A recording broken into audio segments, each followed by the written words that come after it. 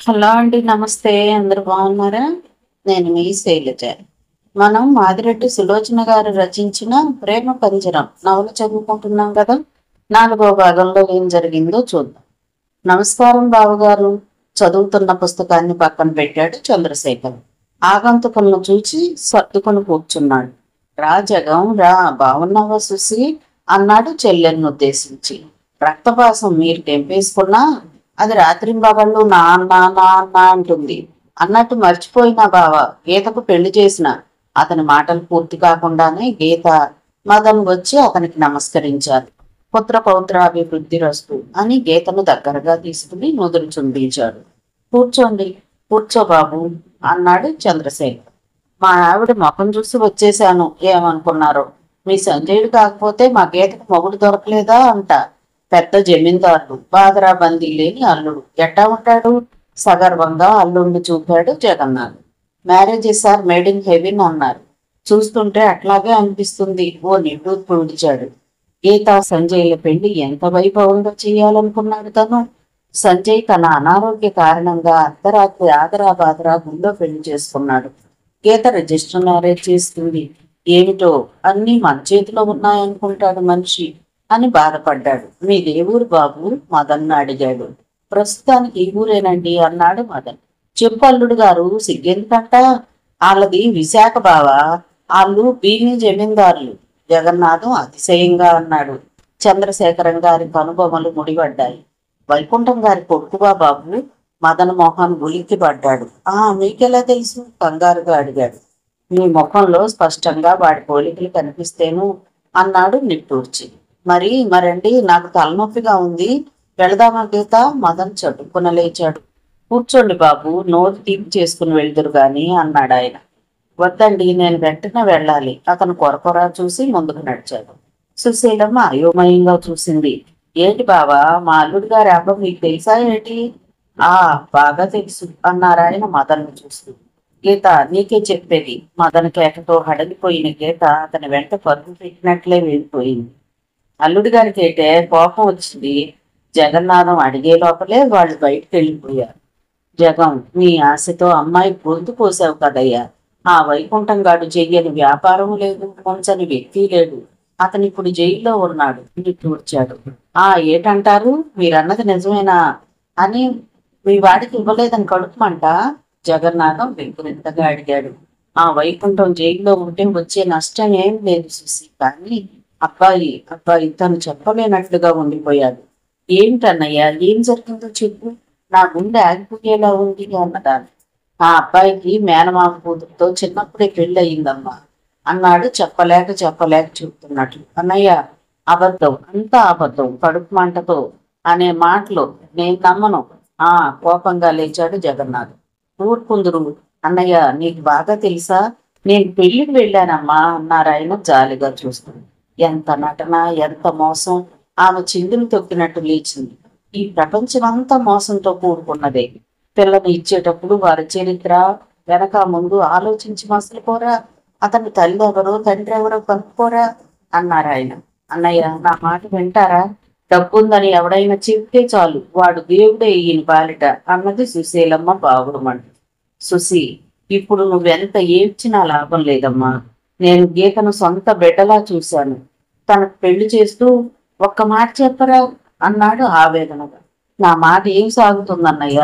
మొన్న అనుకున్నాను, పాపిష్టిదాన్ని చెప్పనైనా చెప్పాను కాదు, కళ్ళొత్తుకుందాన్ని.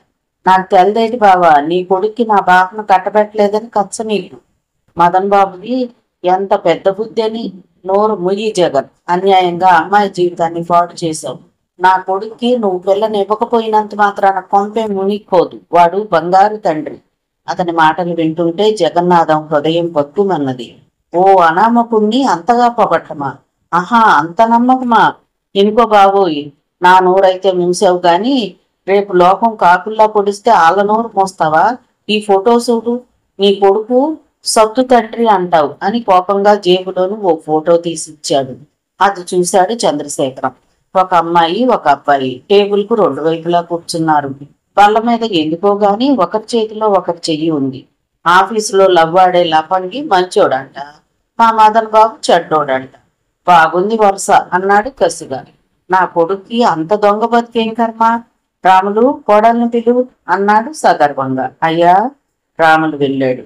5 నిమిషాల తర్వాత పమిటకు చేతులు తుడుచుకుంటూ పూర్ణిమ వచ్చింది. ఆమె జగన్నాథాన్ని మొదటిసారి ఆఫీసులో చూసింది. అందుకే ఒక్క అడుగు వెనక్కి వేసింది. రామ్మ పూర్ణ, ఈవిడ నా చెల్లెలు సుశీల. ఆమె భర్త పరిచయం చేశాడు. పూర్ణిమ వంగి ఇద్దరికి పాదాభివందనం చేసింది. సుశీ, మన సంజయుడి భార్య, పేరు పూర్ణిమ అన్నాడు. ఆ, సంజయుడికి పెళ్ళయిందా? నేనేం పాపం చేశానన్నయ్యా? ఒక్క మాట నాతో చెప్పలేదు అంది సుశీలమ్మ. నువ్వు నీ కూతురు పెళ్లి చేసి చెప్పావా? అయినా అలా పట్టించుకునే తత్వం కాదు నాది. నా తృప్తి కోసం దండలు పెళ్లి చేసుకున్నాడు అన్నాడు నిదానంగా. నాయన్న నాయన్న అంటావే, ఎంత దెబ్బ కొట్టిండో చూసినవా అన్నాడు జగన్నాథ్. పదండి పోదాం, సుశీలమ్మ ఉదాసీనంగా అంది. ముందు సుశీ, అల్లుడు పెళ్లి విందు ఏర్పాటు చేయకపోయినా లాంఛనాలు తీసుకువెళ్ళు. పూర్ణ, మొన్న కొన్న చీరల్లో ఖరీదైనవి పిన్నికి, గీతకు, బాబు బట్టల్లో నుండి మదన్కు, జరీ పంచలు బాబాయికి తీసుకుని సంజు పిల్లుకు ఇద్దరు కలిసి ఇద్దరు గాని అన్నాడు. వద్దులే అన్నయ్య, వెళ్ళిపోబోయింది సుశీల. జగన్నాథం నవ్వాడు. సుశీల, నీకు బొత్తిగా తెలివిలేదే. శుక్రవారం పూట పుట్టింటి పసుపు కుంకం కాదంటావా అని లేచిన వాడల్లా కూర్చున్నాడు. సుశీలమ్మ భర్తను పొరపొరా చూసింది. నా మాట విని సుశీ. చంద్రశేఖరం చెయ్యి పట్టి లాగాడు. ఆమె వచ్చి అన్నగారి పక్కన కూర్చుంది. పూర్ణిమ అందరికీ మొదట పలహారాలు తెచ్చింది. చంద్రశేఖరం సంబరం అంతా ఇంత కాదు. ఎంతైనా సంజయుడు తెలివైన వాడు అనుకున్నాడు పదే పదే. గేటైతే ఈ చనువు అధికారం ఉండేనా? గారం చేయటంతోనే తీరిపోయేది. ఆమె గుండెల్లో గుబులు బయలుదేరింది. తాను సంజయ్ గదిలోకి వెళ్ళి అతన్ని ఎలా పిలుస్తుంది? ఆమె బట్టలన్నీ ట్రేలో సర్దింది. హలో మామయ్య, నేడెంత సుదినం? సంజయ్ మేడ దిగాడు. నిజంగానే సుదినంరా. మా అమ్మ చచ్చిన తర్వాత ఇంత మంచి అరిసెలు మళ్ళా ఇయ్యాలని తింటున్నా. అమ్మాయి, మరో 4 పట్రా అన్నాడు. రాజామణి తెచ్చివేసింది. పూర్ణిమ ట్రే తెచ్చింది. అమ్మాయి, పంచాంగం పట్రా, మంచి ముహూర్తం ఉందేమో చూస్తాను అన్నాడు అరిసెలు నవ్వులుతూ. మామయ్య, నువ్వు ఇంట్లో అడుగు పెట్టాక మంచి ముహూర్తానికి ఎంత ధైర్యం ఉంటే ఇక్కడ ఉంటుంది అన్నాడు. సుశీలమ్మ అర్థం కానట్లుగా చూసింది. చంద్రశేఖరం పక్కున నవ్వాడు. చూడు బావా, నవ్వి నవ్వే వాడిని ఎలా తయారు చేశావు అనరా అను అన్నాడు కోపం తెచ్చుకోకుండా. సంజు, మామయ్యతో నీకు ఎప్పుడు ఉండే సరాగమే గాని బట్టలు పెట్టి నమస్కరించండి అన్నాడు. ఒకసారి అతను పూర్ణిమ కళ్ళల్లో చూసి ఆ కళ్ళు ప్రసన్నంగా కనిపించగానే వంగి బట్టల ట్రై తీసుకున్నాడు. బొట్టు పెట్టి అన్నీ అందించారు, నమస్కరించారు. సుశీలమ్మ మాత్రం మోగపోయినట్లు ఇద్దరిని దగ్గరగా తీసుకుని కళ్ళొత్తుకుంది. ప్రతి సంవత్సరం మా గిట్టాగే కట్టపెట్టండి రా అన్నాడు. మామయ్య, ప్రతి సంవత్సరం పెళ్లి చేసుకోవాలా? ఒరే నాయన, తెలివి నీ ఒక్కడి సొత్తే అనుకోకురా. పెళ్లి రోజు పండగ చేసుకోండిరా అన్నాడు. అబ్బా జగం, ఎన్నాళ్లకు ఒక్క మంచి మాట అన్నావురా అన్నాను. మామయ్య మంచి మాట మాట్లాడిన సందర్భంలో మరోసారి కాఫీ తాగుదాం. అక్కడున్న సింగిల్ సోఫాలో కూర్చున్నాడు సంజయ్. పూర్ణ, కూర్చోమ్మా అన్నారు ఆయన. పూర్ణకు ఎక్కడ కూర్చోవాలో తెలియలేదు. 2 సింగిల్ సోఫాల్లో జగన్నాథం, సంజయ్ కూర్చున్నారు. మంచం మీద ఉన్న చోటులో సుశీల కూర్చుంది. సంజయ్య, నీకు అంత చోటు ఎందుకురా? అమ్మాయి కాస్త చోటివ్వు. సుశీలమ్మ నోడివి. సంజయ్ ఇబ్బందిగా ఒకవైపు జరిగాడు. పర్వాలేదండి అన్నది కాఫీకి వస్తానని వెళ్ళి. పూర్ణ, నువ్వు కూర్చో, రాజా మంటేస్తుంది అన్నాడు చంద్రశేఖరం. కూర్చోక తప్పలేదు. పూర్ణకు ఒళ్ళంతా ఏదో తెలియని మధురను పాకింది. సంజయ్ ఎంత నిర్వికారంగా ఎలా ఉన్నాడు?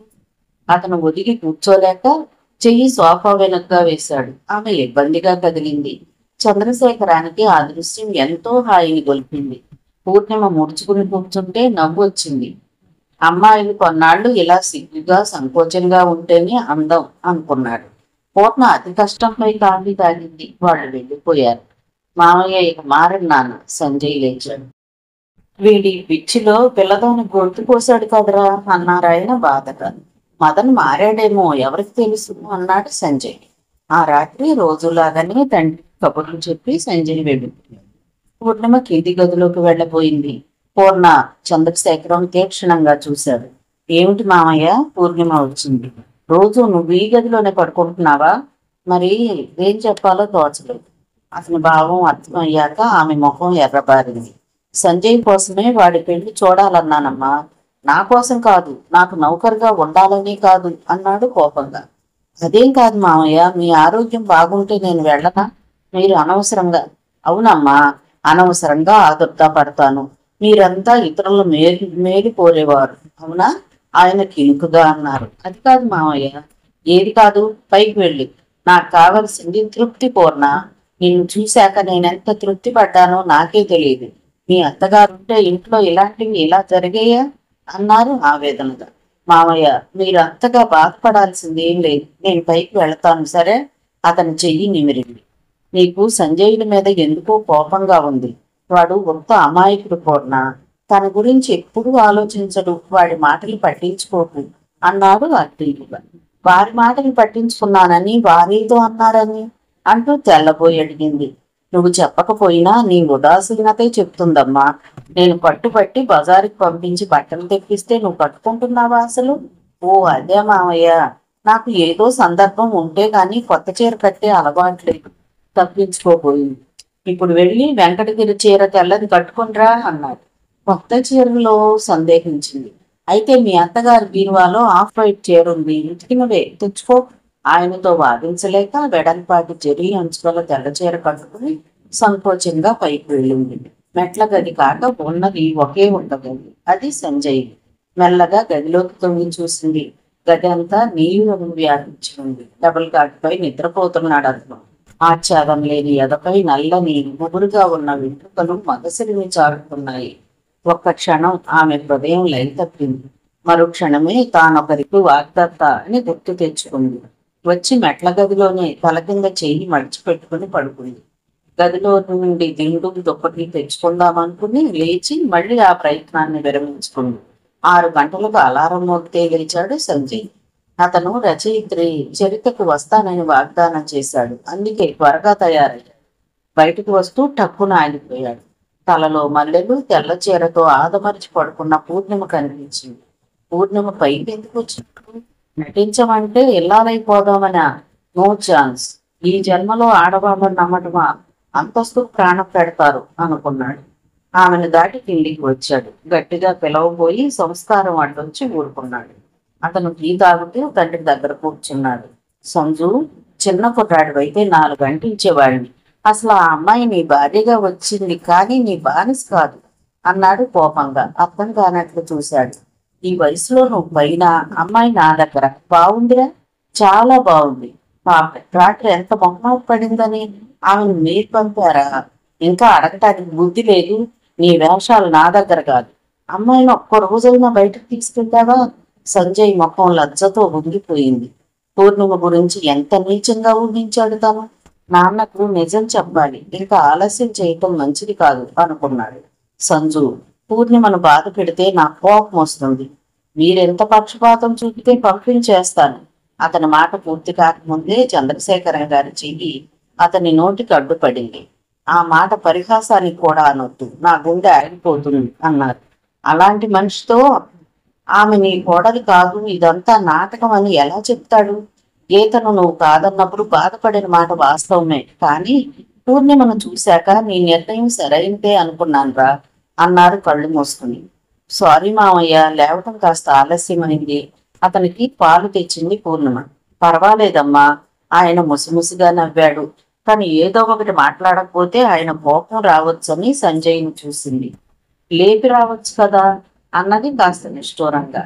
ఈ రోజే ఓ రికార్డు కొనుక్కుని వస్తాను మేలుకొలుపు పాడటానికి అన్నాడు. తాను నటించాలి కాబట్టి. అతను తయారవుతూ ఉండగా పూర్ణిమ వచ్చింది. సారీ సంజయ్ గారు, మీ నాన్నగారు మీ పనులు చూడమని తరిమారు అన్నది గుమ్మం యువతలే నిలబడి. నేనే సారీ చెప్పుకోవాలి పూర్ణిమ, మీరు నన్ను లేపి ఇది సంగతి అని చెప్పి తిండు దుప్పటి తీసుకుంటే సంతోషించేవాడిని అన్నాడు. మీరు నిద్రపోయేదే చాలా తక్కువ, లేపడం ఎందుకని అన్నది.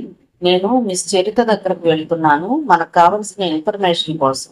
కాస్త క్వశ్చన్ అవి తయారు చేయండి, అలాగే 2 రసీదులు టైప్ చేసి ఉంచండి అని అతను బాత్రూంలో దూరాడు. అతను బల్ల దులిపి సామాన్లు సర్దింది. పక్కా వ్యాపారి, సారీ చెబుతూనే పనులు పురమాయిస్తాడు అని నవ్వుతుంది. అన్నీ తయారు చేసి తలెత్తేసరికి ఎదురుగా అద్దంలో అతను టై కట్టుకుంటూ కనిపించాడు. అయిపోయింది సార్, థ్యాంక్ యూ. అతను కోటు బ్యాగ్ తీసుకున్నాడు. ఆ బ్యాగ్ ఇలా ఇవ్వండి అంతే అందుతుంది. నాటకం బాగా రక్కి కట్టాలి కదూ అన్నాడు నవ్వుతూ. మొదటిసారి గమనించింది అతను నవ్వుతుంటే ఓ వింత ఆకర్షణ ఉంటుందని. ఆ నవ్వు బయటకు వస్తే ఎందరూ ఆకర్షింపబడతారో అన్నట్టు అసలు ఎప్పుడూ నవ్వడు, ఎప్పుడో తప్ప. ఒకరు వెనక ఒకరు దిగి వస్తుంటే సంజయ్ పూర్ణిమను చూసి గుంభనంగా నవ్వుకున్నాడు చంద్రశేఖరం. సంజు, సాయంత్రం త్వరగా వస్తాను, మీ కోడల్ని షికారుకి తీసుకువెళ్తాను చాలా అన్నాడు ఉపాహారానికి ఉపక్రమిస్తూ. అంత బలవంతం ప్రామాణికం చేయడం దేనికి, నాకు ఇంట్లోనే హాయిగా ఉంది అంది పూర్ణిమ. సంజయ్ నోరు ముందే మోగుతున్న ఫోన్ ముందు పెట్టాడు రాములు. అతను ఫోన్లో మాట్లాడి దోశను 2 ముక్కలు చేసి ఎవరో తరిమినట్లుగానే తిని వెళ్ళిపోయాడు. పూర్ణ, వాడు అసలే క్షణాలు నిమిషాలు లెక్క పెట్టి పనిచేస్తానంటాడు. నువ్వు అభిమానపడితే లాభం లేదమ్మా, పోరాడి నీ హక్కును సాధించుకోవాలి. కొందరికి మనం హఠం చేస్తే గాని తెలిసి రాదు అన్నాడు ఆయన నవ్వు. మీరు మీ కోడలు అదృష్టవంతురాలండి అన్నది చమర్చిన కళ్ళొప్పుకుంది. ఈ ప్రపంచంలో కోడలి కోసం పాటుపడి ఆమె సంతోషాన్ని కోరే అత్తమామలెందరూ కొడుకు బయట తిరిగినా కొట్టినా తిట్టినా కోడలిదే తప్పు అనేవారినే చూసింది తానెంతవరకు. అదేం ప్రయోగం పూర్ణ, నేను అదృష్టవంతురాలని అనాలి. పూర్ణ ఒక్కసారి శంకర్రావు మీనాక్షమ్మలను తలుచుకుని నిట్టూర్చింది. వాళ్ళ దగ్గర ఉంటామా అనుకుని లోపలికి వెళ్ళిపోయింది. ఇందుతో చెప్పి కాస్త అతని స్నేహితులు ఎవరో ఆరా తీయించాలి అనుకుంది. ఆమెకు నిండు పూర్ణిమ, శరత్ పూర్ణిమ అంటూ ఎవరో పిలిచినట్లే వినిపించింది. సుశీలమ్మ అల్లుడిని ఏ విషయం అడుగుదామన్నా భర్త పడనీయడం లేదు. ఏటే నీ అన్న సత్యహరిశ్చంద్రుడా, తపస్సు చేసినోడా, కడుపుమంట అన్నాడు కోపంగా. పిల్లనిచ్చేటప్పుడు అబ్బాయి మంచి చెడ్డలు చూడరా ఏ? మీరు నా నోరు మోస్తారే తప్ప అసలు విషయాన్ని ఆలోచించరు. ఏటేటి మా అల్లుడు వనీముడికెళ్తే ఏడుకుని అని భార్యను గదమాయిస్తూ ఉండగానే వాకిట్లో రిక్షా వచ్చి ఆగింది. జగన్నాథం గారి ఇల్లు ఇదేనా అని ఓ కోమల కంఠం అడిగింది. జగన్నాథం సంతోషంగా బయటకు వచ్చాడు. తను చంద్రశేఖరం కంపెనీ నుండి బయటపడ్డాక తన కోసం వచ్చే వారి సంఖ్య తగ్గిపోయింది. ఎవరో ఏదో పని మీద వచ్చారని భావించాడు. నేనే జగన్నాథాన్ని, ఏం కావాలేంటి అన్నాడు. బయట ఒక అమ్మాయి నిలబడి ఉంది. చంకలో 2 ఏళ్ల బాబున్నాడు. మీతో ఒక విషయం మాట్లాడదామని వచ్చాను అన్నదాన్ని. ఏటో చెప్పు అన్నాడు అక్కడే గుమ్మంలో నిలబడి. ఈ ఇంట్లో మదన్మోహన్ గారు అద్దెకుంటున్నారని విన్నాను అన్నదాన్ని. ఆయన ఎవరు, మీకు చుట్టమా? కాదండి, మావారే. ఆయన ఎటు తిరిగినా 2 నెలలకోసారి ఇంటికి వస్తారు. ఈసారి ఉద్యోగం దొరికిందని రాశారు అన్నదామె ఆశగా. జగన్నాథానికి మతిపోయింది. బావ చెప్పింది నిజమేనా అనుకున్నాడు. ఆయనకు ఆమె తన ఆశలు పోల్చడానికి వచ్చిన రాక్షసిలా కనిపించింది. ఇక్కడ ఆ పేరు గల వారెవ్వరూ లేరు, వెళ్ళు అన్నాడు. ఆ మూల పిల్లి కొట్టని ఈలుగా చూపించాడు. జగన్నాథానికి కంగారెక్కిపోయింది. అద్దెకున్న వాళ్ళు భార్య చూడకూడదని అతని భావం. నన్నే అందరూ మదనమోహన అంటారు. ఎల్లమ్మ ఇల్లు. పోనీ ఈ ఫోటోలో ఉన్న ఆయన్ని ఈ వీధిలో చూశారేమో చెప్పండి. ఆమె చేతి సంచిలో నుండి ఓ ఫోటో తీసి చూపింది. అతను మరింత అదిరిపోయాడు. ఇతను మన దేశంలో అదేనమ్మా, విజయవాడలో లాడ్జింగ్ లో ఉన్నాడు, దుర్గా లాడ్జింగ్. ఎల్లమ్మ ఇల్లు అన్నాడు కంగారుగా. థ్యాంక్స్. ఆమె అదే రిక్షా ఎక్కి వెళ్ళిపోయింది. పేడ ఎరగడయింది అనుకున్నాడు. ఎవరండి? సుశీలమ్మ బయటికి వచ్చింది. వల్లకాట్లో రామక్క. ఏటే ఈ ఈదిలో ఎవళ్ళు పలకరించినా సై అంట వస్తావు, పద పద ఆమెను తరిమాడు. జగన్నాథం గారు. అతను తిరిగి చూశాడు. శంకర్రావు నిలబడి ఉన్నాడు. అతన్ని చూడగానే జగన్నాథానికి మండుకొచ్చింది. తీసుకోవడమే గాని తిరిగి ఇటం తెలియనోడు అని ఏసడించుకున్నాడు. ఏటెట్టా వచ్చారు? నేనే మీ ఇంటికి రావాలనుకుంటున్నా. మా పాప మనువైంది తెలుసా అన్నాడు. విన్నానండి అన్నాడు. మీలాంటోళ్ళంతా అప్పులు చేసి ఘనంగా పెళ్లిళ్ళు చేస్తే అందరికీ అప్పులిచ్చి చేతిలో పైసలాడక గుడిలో చేసినాం. అర్జెంటుగా ఓ 5,000 సర్దుతావా ఏంటి అన్నాడు. మీరు ఇలా అంటే ఏం చెప్పను. ఇంకా 9 నెలలు అయితే అబ్బాయి సంపాదిస్తే తీరుస్తాను అన్నాడు వినయంగా. ఈ కొడుకు సంపాదించిస్తే ఎన్నప్పుడు తీరుస్తావయ్యా, మళ్ళీ ఏం ఖర్చు వచ్చింది అన్నాడు. అక్కడే ఉన్న స్టూల్ దాక్కుని కూర్చున్నాడు. శంకర్రావు నిలబడే ఉన్నాడు. ఎంతటి వాడైనా అప్పులు చేస్తే అడుపు తినేవాడేనని జగన్నాథం అభిప్రాయం. వాళ్ళని కూర్చో అని కూడా అనడు. అదేనండి, మా అమ్మాయి పురింటికి వస్తుంది. తొలిచూడు మనం చేసి పంపితే బాధ్యత తీరుతుంది కదండి అంది మా ఆవిడ. మీ ఆవిడ మనసు కష్టపెట్టకుండా ఓ మాట అనలేవయ్యా. కాన్పులు చేయటం మనకు కలిసి రాదు. పిల్ల తల్లి ఎక్కడో ఓ చోట సుఖంగా ఉంటే చాలు అని చెప్పకూడదా అన్నాడు ఉచిత సలహా ఇస్తూ. మా వియ్యాల వారి సంగతి మీకు తెలియదండి. నేను ఆ మాట అంటే పురుడు మేము పోస్తాం, ఓ 2-3 వేలు పంపు అంటారు. జగన్నాథం ఎదబాదుకున్నాడు. ఎట్టెట్లా 3 వేలే? ఏంటయ్యా బంగారు గాలు చేపిస్తారా ఏంటి అన్నాడు. ఇవాళ రేపు ఏది చౌకగా ఉందండి? ఈ బంగారు ఉయ్యాలంటే 3 లక్షలు కావాలి. కావాలంటే వడ్డీ మరో రూపాయి వేసుకోండి. నా దగ్గర లేకనే మా బాబు పెళ్లి సింపుల్ గా చేస్తుంది. సరే ఓ పని చెయ్యి, 1 రూపాయి వేసుకో. మా ఆవిడ దాచుకుంది ఏమైనా ఉంటే ఇప్పిస్తాను అన్నాడు. వడ్డీ ఎక్కువ అనగానే ప్రాణం లేచి వచ్చింది. సరే మీ ఇష్టం. జగన్నాథం నోటు రాయించుకుని ఆ నెల వడ్డీ మినహాయించుకుని 2,000 రూపాయలు ఇచ్చాడు. వస్తానండి అంటూ శంకర్రావు బయలుదేరాడు. ఏమయ్యో పార్టీకి పిలవటం మర్చిపోయావు. అప్పు చేసి పప్పు కూడు పసందుగా ఉంటది మీ ఇంట. ఎంత మాట, మీరు లేకుండా పార్టీ ఏంటండి అన్నాడు వెళ్తూ. పిచ్చి మొండా కొడుకు, ఇది పార్టీలు పండగలు అంటూ ఉన్నదంతా తగలేసుకుంటున్నాడు నవ్వుకున్నాడు. అంతా చూస్తున్న సుశీలమ్మ నిరసనగా నవ్వింది. తూర్పు పడమర లాంటి మీకు ఎలా పరిచయం అయిందో కానీ ఇద్దరు ఎగ్జిబిషన్లో పెట్టే మనుషులే. ఆయన ఉన్న రోజు ఉగాది, లేని రోజు శివరాత్రి అంటే మీరు ఎప్పుడు శివరాత్రి అంటారు అంది నవ్వుతూ. ఓ ఎర్రి మగవ, మీ అన్న నాను లేనప్పుడు ఎవరినైనా పంపి మదన్ బాబు వెళ్ళాలి అని చెప్పమంటాడు, కాస్త జాగ్రత్త అన్నాడు. మీరు ఎన్ని నిందలు వేసినా మా అన్న అలాంటి వాడు కాదులేండి. విసురుగా ఆమె లోపలికి వెళ్ళింది. జగన్నాథానికి ఒక విధంగా భయంగానే ఉంది. అతను భార్యని ఎన్నాళ్ళని మోసం కూర్చుతాడు? 3 రోజులు అతనికి శంకర్రావు ఇంట్లో విందులు వినోదాలతోనే జరిగిపోయింది. 4వ రోజు అతను లేచి కాఫీ తాగుతూ ఉండగా చురుబురులాడుతూ గీత వచ్చి ఆమె వెనకాలే మదన్ మోహన్. ఆ తరువాత ఆనాడు జగన్నాథానికి కనిపించిన యువకి, ఆమె చంకలో అబ్బాయి వచ్చారు. వాళ్ళ ముఖాలు ప్రసన్నంగా లేవు. గీత పక్క మీద పడి వెక్కి ఏడ్చింది. ఆ యువతి బిక్కమొహం వేసుకుని నిలబడింది. అబ్బబ్బా, గోదావరి ఎక్స్ప్రెస్ అట, ఒకటే రష్ మామయ్య. ఓ కప్పు వేడి కాఫీ కావాలి అన్నాడు ఉస్సురంటూ. ఏమైందమ్మా కంగారుగా అడిగింది సుశీలమ్మ. అత్తయ్య, నేను చెబుతాను. ఒకప్పుడు నాకు డబ్బు చాలా అవసరం ఉండి బాగా కట్నం ఇస్తారని ఈ శారదను వివాహం చేసుకున్నాను. ఏడుకునేవాడికి 7 భార్యలు అన్నారు. ఇప్పుడేదో మునిగిపోయినట్టు ఏడుస్తుందేం? నేనేమన్నా ఏడుకోనన్నానా? అతి సహజంగా ఏం జరగనట్టు చెబుతున్నా అతని ధోరణికి విసిపోయింది సుశీలమ్మ. బాబు, బాబు, ఏంటిదంతా? మొన్న మా అన్నగారు చెప్పినదంతా నిజమేనా? సుశీలమ్మ ఏడుపు గొంతుతో అడిగింది. వారు మీ శ్రేయోభిలాషులు, అబద్ధం ఎందుకు చెప్తారు?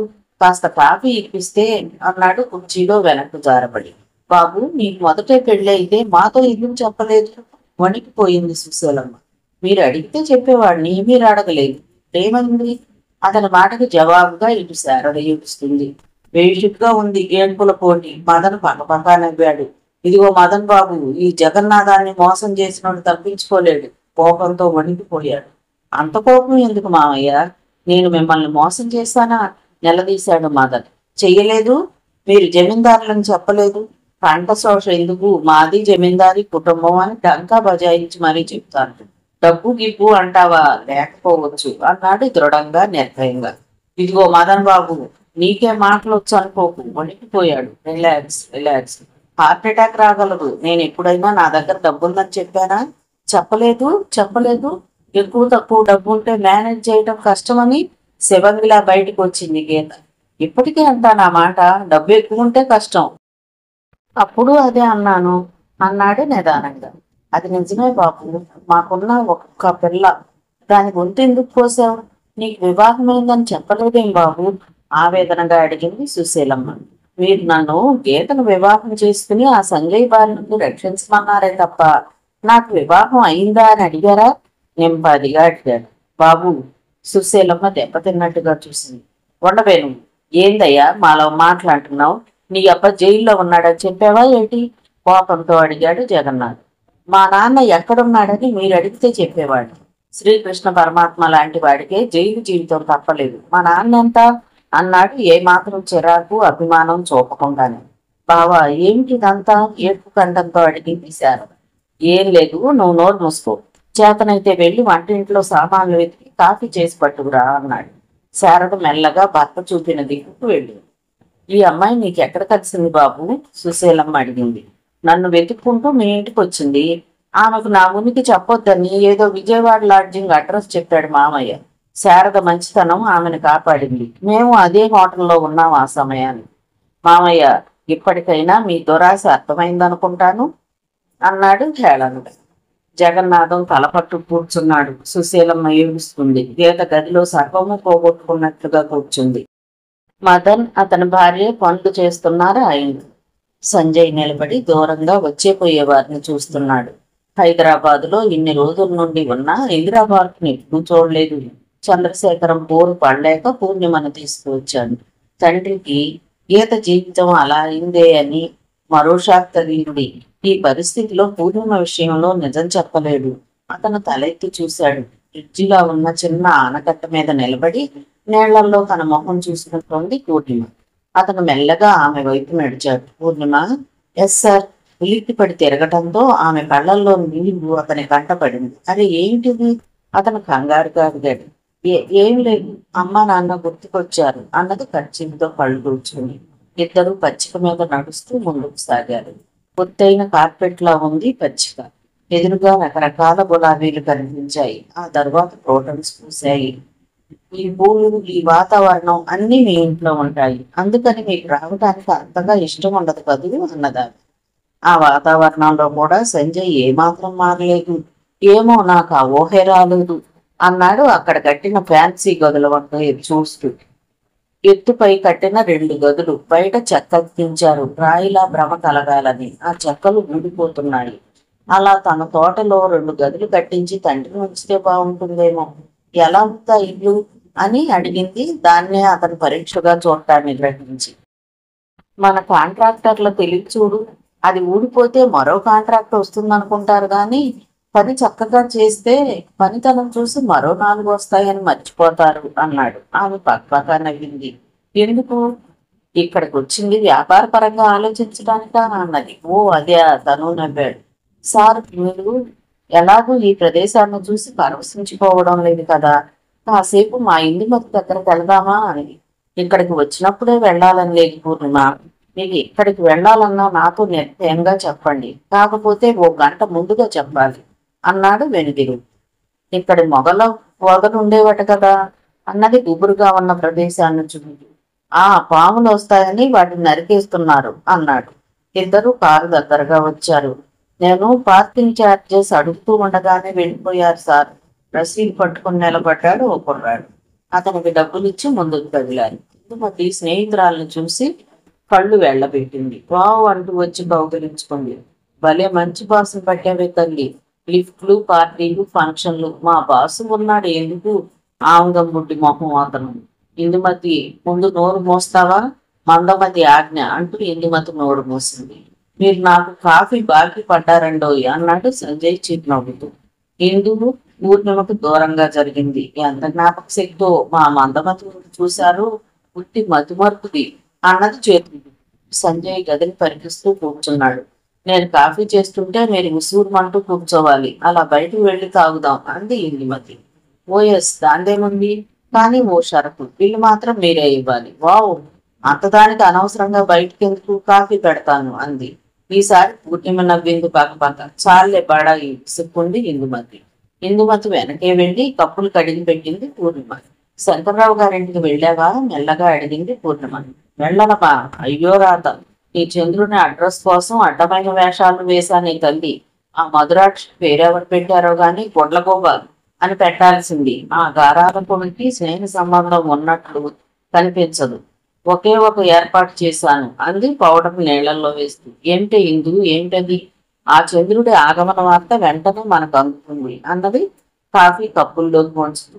ఓ ఈ మందమతి, ఓ మాట చెప్పనా? ఏంటే ఆ విలువైన మాట అన్నది పంచదార వేసి కలుపుతూ. నీ చంద్రుడు కొత్త చంద్రుడే. ఇతని వాలకం చూస్తే పూర్ణచంద్రుడిలా ఉన్నాడు. ఆ నటనను నిజం చేయకూడదు. ఇందు పూర్ణిమ మొత్తం ఎర్రగా మారింది. స్పూన్ దూరంగా గిరాటు వేసింది కోపంగా. అంత కోపం ఎందుకే తల్లి? అతను వచ్చి అమ్మా నాన్న మాట కాదని నీ మాట గౌరవిస్తాడా అని. పోనీలే, సాయంత్రం రవీంద్ర భారతిలో ప్రోగ్రాం ఉంది, వస్తావా అన్నది కప్పులో ట్రేలు పెట్టి.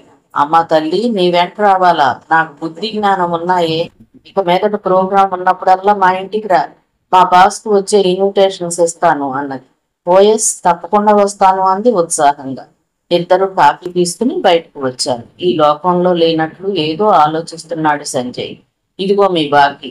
స్పూన్ తో ట్రైను టకటకలాడించింది ఇందు. సంజయ్ ఒక్క నిమిషం అయోమయంగా చూసి మరు నిమిషం నవ్వేశాడు.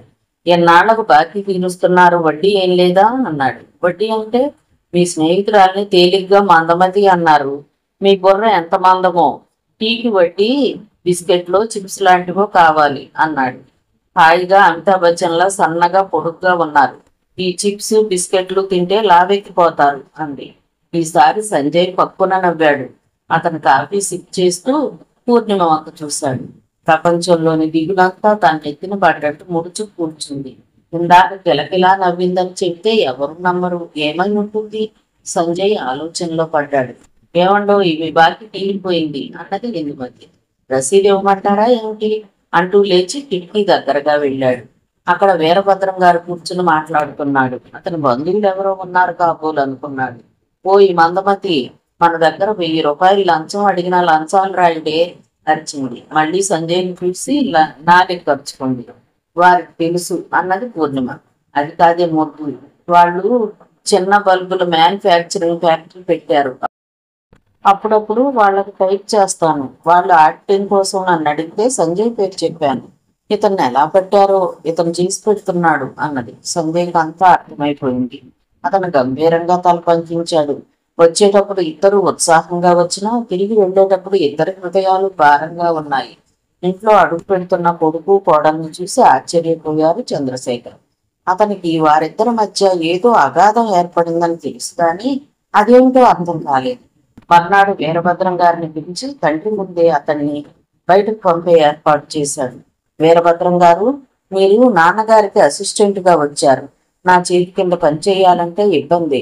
మీరు సొంతంగా ప్రాక్టీస్ పెట్టుకుంటే మంచిదని నా అభిప్రాయం అన్నాడు. అతనికి తెలుసు, ఏదైనా తెలిస్తే తప్ప సంజయ్ ఈ నిర్ణయానికి రాడని. ఇప్పుడు తను అతి వినయం ప్రకటించబోయినా తను బయట ప్రాక్టీస్ చేస్తున్న సంగతి చెప్తే ప్రమాదం. చంద్రశేఖరం సంగతి తనకు బాగా తెలుసు. పట్టుదల గల మనిషి. అందుకే మర్యాదగా కొంత డబ్బు తీసుకుని బయటపడ్డాడు. సంజయ్ తేలిగ్గా నిట్టూర్చాడు. ఆ రోజు స్వీట్స్ తీసుకొని వచ్చాడు. సంజు, స్వీట్స్ తెచ్చే కాలం ముందుంది కానీ పూలు తీసుకురావాలి అన్నాడు. పూలా? ఎందుకు? అమ్మ ఫోటోకేనా? ఒరే, నిన్ను పొర్రాడనుకోనా పెద్దవాడనుకోనా? కోడలి మన ఇంటి ముందు వెనక పోరుడు పూలు పోస్తాయి అన్నాడు. పోస్తాయన్నది తెలుసు కదా. ఆ అమ్మాయి నీకంటే అమాయకురాలు. అసలు పని పాట తప్ప ఏది గుర్తుండదు. నువ్వైనా అడగాలిరా అన్నాడు విసుక్కుంటున్నట్టు. ఓ గాడ్, ఇన్ని సమస్యలా? అందుకే పెళ్ళొద్దనేది అన్నాడు. ఇదిగో చిన్నబాబు, మల్లెలు మరుగులు కలిపిన పూలదండ నుంచి అతని ముందు పెట్టింది రాజమణి. పెళ్లికి పట్టుచీర కట్టుకుందామని ఆశపడ్డాను అంది కినుకగా. అయితే అబ్బాయికి త్వరగా కొడుకు కొట్టాలని మొక్కుకో, అప్పుడు పెడతాడు అన్నాడు చంద్రశేఖరం. నాకు నమ్మకం లేదయ్యా. చిన్నబాబుకి కాస్త జగన్నాథం గారి గాలి సోకింది నిష్ఠూరంగా అంది. అందరూ నవ్వారు. పూర్ణిమ వచ్చి భోజనానికి పిలిచింది. భోజనాలు అవుతూ ఉండగా అకస్మాత్తుగా చంద్రశేఖరానికి సుశీల గుర్తుకొచ్చింది. ఆమెకు మజ్జిగ పులుసు అంటే మహా ఇష్టం. సంజు, మదన్ పెళ్ళాం ఆ ఇంట్లోనే ఉందా? అక్కడే ఉంది నాన్న, అత్తయ్య బియ్యి పెట్టుకుంది, రేపు రమ్మని చెప్పుంచాను అన్నాడు. అతను గాఢంగా నిట్టూర్చాడు. సంజయ్ పూలు తీసుకుని పైకి వెళ్ళాడు. అరగంట తరువాత పూర్ణిమ వచ్చింది. మెట్ల గదిలో సంజయ్ పడుకుంటాడు. గదిలో పూర్ణిమకు పడక. ఆమెకు చాలా బాధగా ఉంది, కానీ తప్పదు. పూర్ణిమ ఆమె వెనక్కు వచ్చింది. అతను పూలు ఇచ్చి ఎందుకు ఇచ్చాడో చెప్పబోయాడు. నేనంతా విన్నానులేండి అన్నది పూలు తలలో తురుముకుంటూ. ఒక్క మాట అడగనా? తలాడించింది ఆమె. ఇందుమతి ఇంటి నుండి వచ్చినప్పటి నుండి చూస్తున్నాను. ఏదో పోగొట్టుకున్నట్టు అన్యమనస్కంగా ఉన్నాను. ఆమెకు మనసు భారంగానే ఉంది. అందుకని తన కాబోయే భర్త అడ్రస్ వీళ్ళకి ఇవ్వడానికి నిరాకరించారని చెప్పింది. వాళ్ళ అడ్రస్ చెప్పు, నేను వెళ్ళి కనుక్కుంటాను అన్నాడు. వద్దు వద్దండి, మా కాబోయే మామగారు మీ జగన్నాథం మామయ్య కంటే గట్టుడు. మిమ్మల్ని నన్ను కలిపి నీచంగా ఊహిస్తాడు. ఒక చిన్న సహాయం చేయండి అన్నది. చెప్పు పూర్ణిమ అన్నాడు. ఏ సహాయానికైనా సిద్ధమే అన్నట్లు. చంద్ర స్నేహితులను కలుసుకుని అతని అడ్రస్ తెచ్చిపెట్టండి అన్నది. ఓ ఎస్, నువ్వు రిలాక్స్ అవ్వు. అలాంటిది ఏదైనా ఉంటే నిర్మోహమాటంగా అడగండి అన్నాడు అతను పడు. పూర్ణిమ గదిలోకి వెళ్ళబోయి ఆగింది. వాతావరణం అంతా ఉక్కగా ఉంది. గదిలో ఫ్యాన్స్ ఉన్నాయి, మెట్ల గదిలో లేవు. సార్, ఈ ఒక్క మీరు భరించలేరు, వచ్చి గదిలో పడుకోండి అన్నది.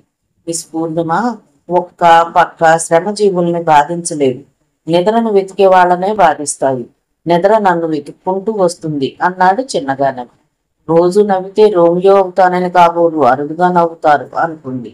ఆమె వార్తాపత్రిక తిరగవేస్తూ కూర్చుంది. లైట్ ఆర్పి తలుపు వేసుకుందామని వచ్చేసరికి అతన్ని వెతుకుతూ నిద్ర వచ్చినట్టే నిద్రపోయాడు. ఆమె వెళ్లి పడుకుంది. సంజయ్ చంద్ర అడ్రస్ తెచ్చి పెడతాననటంతో ఆమెలో కొత్త ఆశ చిగురించింది. చంద్ర చంద్ర అనుకుంటూ కళ్ళు మూసుకుంది. పూర్ణిమ పూర్ణిమ పిలుపు తలుపు తట్టడం ఒకేసారి జరిగాయి. మగత నిద్ర వదిలిపోయింది. విప్పిపడి చూసింది. బయట జోరున వర్షం కురుస్తుంది. మళ్లీ తలుపు శబ్దమైంది. ఆమె తలుపు తీసింది. తడిసిపోయిన సంజయ్ నిలబడి ఉన్నాడు. ఈ రోజు వర్షానికి ఇటుగాలి మళ్ళింది అన్నాడు. వెంటిలేటర్ల నుండి వచ్చిన జల్లు అతన్ని పూర్తిగా తడిపేసింది. ఆమె కంగారుగా టవలందించింది. ఉక్క, చలి కాని వాతావరణం. గదంతా మత్తుమందు చల్లినట్లుగా ఉంది. పూర్ణిమ తలలోని మల్లెలు పిచ్చుకుని తమ సౌరభాలను వెదజల్లి వాతావరణంలోని కాలుష్యాన్ని తరిమేస్తున్నాయి. మత్తైన మల్లెల వాసన, మరో పక్క మగువ. సంజయ్ ఏదో తెలియని మరో లోకంలో కడుపు పెట్టాడు. తడిసిన శరీరం వేడి కోసం వెతుక్కోసాగింది. పూర్ణిమ ఆమె రెండు భుజాలపై చేతులు వేశాడు. సారీ, ఆశ్చర్యంగా చూసింది. ఆమె ముందుకు వంగాడు. ఆమె నివారించలేకపోతుంది. ఆమెకు మతిపోయినట్టయిపోయింది. అతనే మొదట తీరుకున్నాడు. Sorry Purnima, I'm sorry. ఆమెను వదిలి గబగబా కిందికి వెళ్ళిపోయాడు. అమృత బాండంలో అడ్డుపుల్ల పడ్డట్టు అనిపించింది ఆమె. అలాగే కూర్చుండిపోయింది. ఆ రాత్రంతా ఆమెకు నిద్రే లేదు. ద్వైదీభావాలతో సతమతమైపోయింది. తెల్లవారిన తర్వాత బ్రష్ కోసం తన బాత్రూంకు వచ్చిన సంజయ్ కళ్ళు ఎర్రగా ఉన్నాయి. ఆమెకు ముఖం చూపలేనట్లు బ్రష్ తీసుకుని బయటికి వెళ్ళిపోయాడు. కిందికి వచ్చేసరికి అతను కాఫీ తాగి వెళ్ళిపోయాడు. నీరసంగా ఏమీ తోచనట్టు తిరిగింది. వయసు మహా చెడ్డది. అతను అంత బాధపడవలసిందేముంది అనుకుంది. మధ్యాహ్నం జాఫర్ వచ్చాడు. పూర్ణమ్మ, వీరభద్రం గారు లేరు కదా, అయ్యగారే స్వయంగా కర్నూలు వెళ్ళారు అన్న వార్తని కారుని తెచ్చారు. అతనికి చంద్ర తల్లిదండ్రుల అడ్రస్ ఇచ్చి ఇలాంటి వారిని బాధపడొద్దని చెబుదాం అనుకుంటే అతను ఆ అవకాశమే ఇవ్వకుండా వెళ్ళిపోయాడు. ఎక్కడున్నా రాత్రిపూట చంద్రశేఖరానికి ఫోన్ చేస్తాడు. అప్పుడైనా మాట్లాడి మీరు అనవసరంగా అప్సెట్ కావద్దని చెప్పాలి అనుకుంది. ఆమెకు ఆ అవకాశమే దొరకలేదు. రాత్రి 7 గంటలకు వచ్చిన సుశీలమ్మ అక్కడే ఉండిపోయింది. ఆమె 1 ఏడుపు. చంద్రశేఖరం మందలిస్తూనే ఉన్నాడు. సుశీ, నువ్వు మరీ పాతకాలం దాన్ని ఒకటి లాభం లేదమ్మా. అతన్ని ఎదిరించి అదుపులో పెట్టుకోవాలి అన్నాడు. గీతను గురించి ఎన్ని కలలు కన్నానన్నయ్య. ఆ అల్లుడి కృష్ణలీలను చూస్తే ఆ ఇంట్లో ఉండబుద్ధి కాదు. అతను పులిపరులో ఉన్న పొలాలు అమ్మాలని చూస్తున్నాడు అన్నది దిగులుగా. నువ్వు పడనివ్వకమ్మా, నేను మందలిస్తాను కదా అన్నాడు. ఇద్దరికీ వడ్డించింది. చంద్రశేఖరం గారు తిరుగుతున్నాడు. అతను ఆఫీస్కి వస్తానంటే పూర్ణిమ వద్దని గోల చేస్తుంది. ఎంత త్వరగా కోలుకుంటావని అనుకోలేదన్నయ్య అన్నాడు. దానికి కారణం నా తల్లి. ఆమె కోడలు కాదమ్మా, కరుణామూర్తి. కన్న కూతురు ఇంకా ఎక్కువే అన్నాడు ఆప్యాయంగా ఆదరంగా చూస్తూ. పూర్ణిమ సిగ్గుల పెళ్లి కూతురులా తల వంచింది. కానీ ఆమె హృదయంలో చిన్న బాధ విచ్చిక బయలుదేరింది. ఈ తండ్రి కొడుకులు తనని ఎంతగా కదిలించేస్తున్నారే. తన కోడలు కాదని తెలిస్తే ఈయన ఏమైపోతారు. అలా నిలబడి ఉండగానే చంద్రశేఖరం నవ్వుకి వచ్చారు. సంజయ్ ఫోన్ చేశాడమ్మా. 4 రోజులుండే కార్యక్రమం ఉందట. 4 జతల బట్టలు సర్ది రాముడి చేత రేపు ఉదయం పంపమంటున్నాడు అన్నాడు. ఫోన్ పెట్టేశారా? అప్రయత్నంగా అడిగిందాన్ని.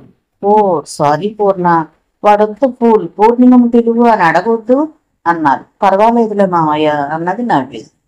సుశీలమ్మ కాస్త అసూయించింది. ఆమెకు మండుతున్న హృదయంలో ఆజ్యం పోసినట్టయింది. తన కూతురు అనుభవించవలసిన భోగం ఎవరో అనుభవిస్తుంటే చూడలేకపోయింది. ఒక పూట తిండికి లేని వారంతా నీ ఐశ్వర్యం చూసి మురిసిపోరా, సేవలు చేయరా, అదో గొప్ప విషయమా అంది సుశీ. ఆయనకు ఆమె ఆంతర్యం అర్థమైంది. ఇక ఆ విషయం వదిలివేశాడు. పూర్ణిమ సంజయ్ బట్టలు సర్దుతూ అతని బీరువాలోని చిన్న వెండి గిన్నెలో ఉన్న తన గొలుసును చూసి అలాగే నిలబడిపోయింది. సంజయ్ తండ్రిని ఆఫీసులో చూసి ఆశ్చర్యపోయాడు. సంతోషంతో ఉక్కిరిబిక్కిరయ్యాడు. తండ్రి ఆరోగ్యానికి కారణభూతురాలైన పూర్ణిమను కూర్చోబెట్టి పూలదండలతో ముంచెత్తాలనుకున్నాడు. నాన్న, ఆనందంతో అతనికి మాటలు రావడం లేదు. సంజు, ప్రయాణం సుఖంగా జరిగిందా? ఇంటికి వెళ్ళు నాయనా అన్నాడు తృప్తిగా. తంగం ఆయన ఎదురుగా కూర్చొని డిక్టేషన్ తీసుకుంటుందల్లా లేచి సంజయ్ను విష్ చేసింది. Good morning, carry on. పక్క సీట్లో కూర్చున్నాడు.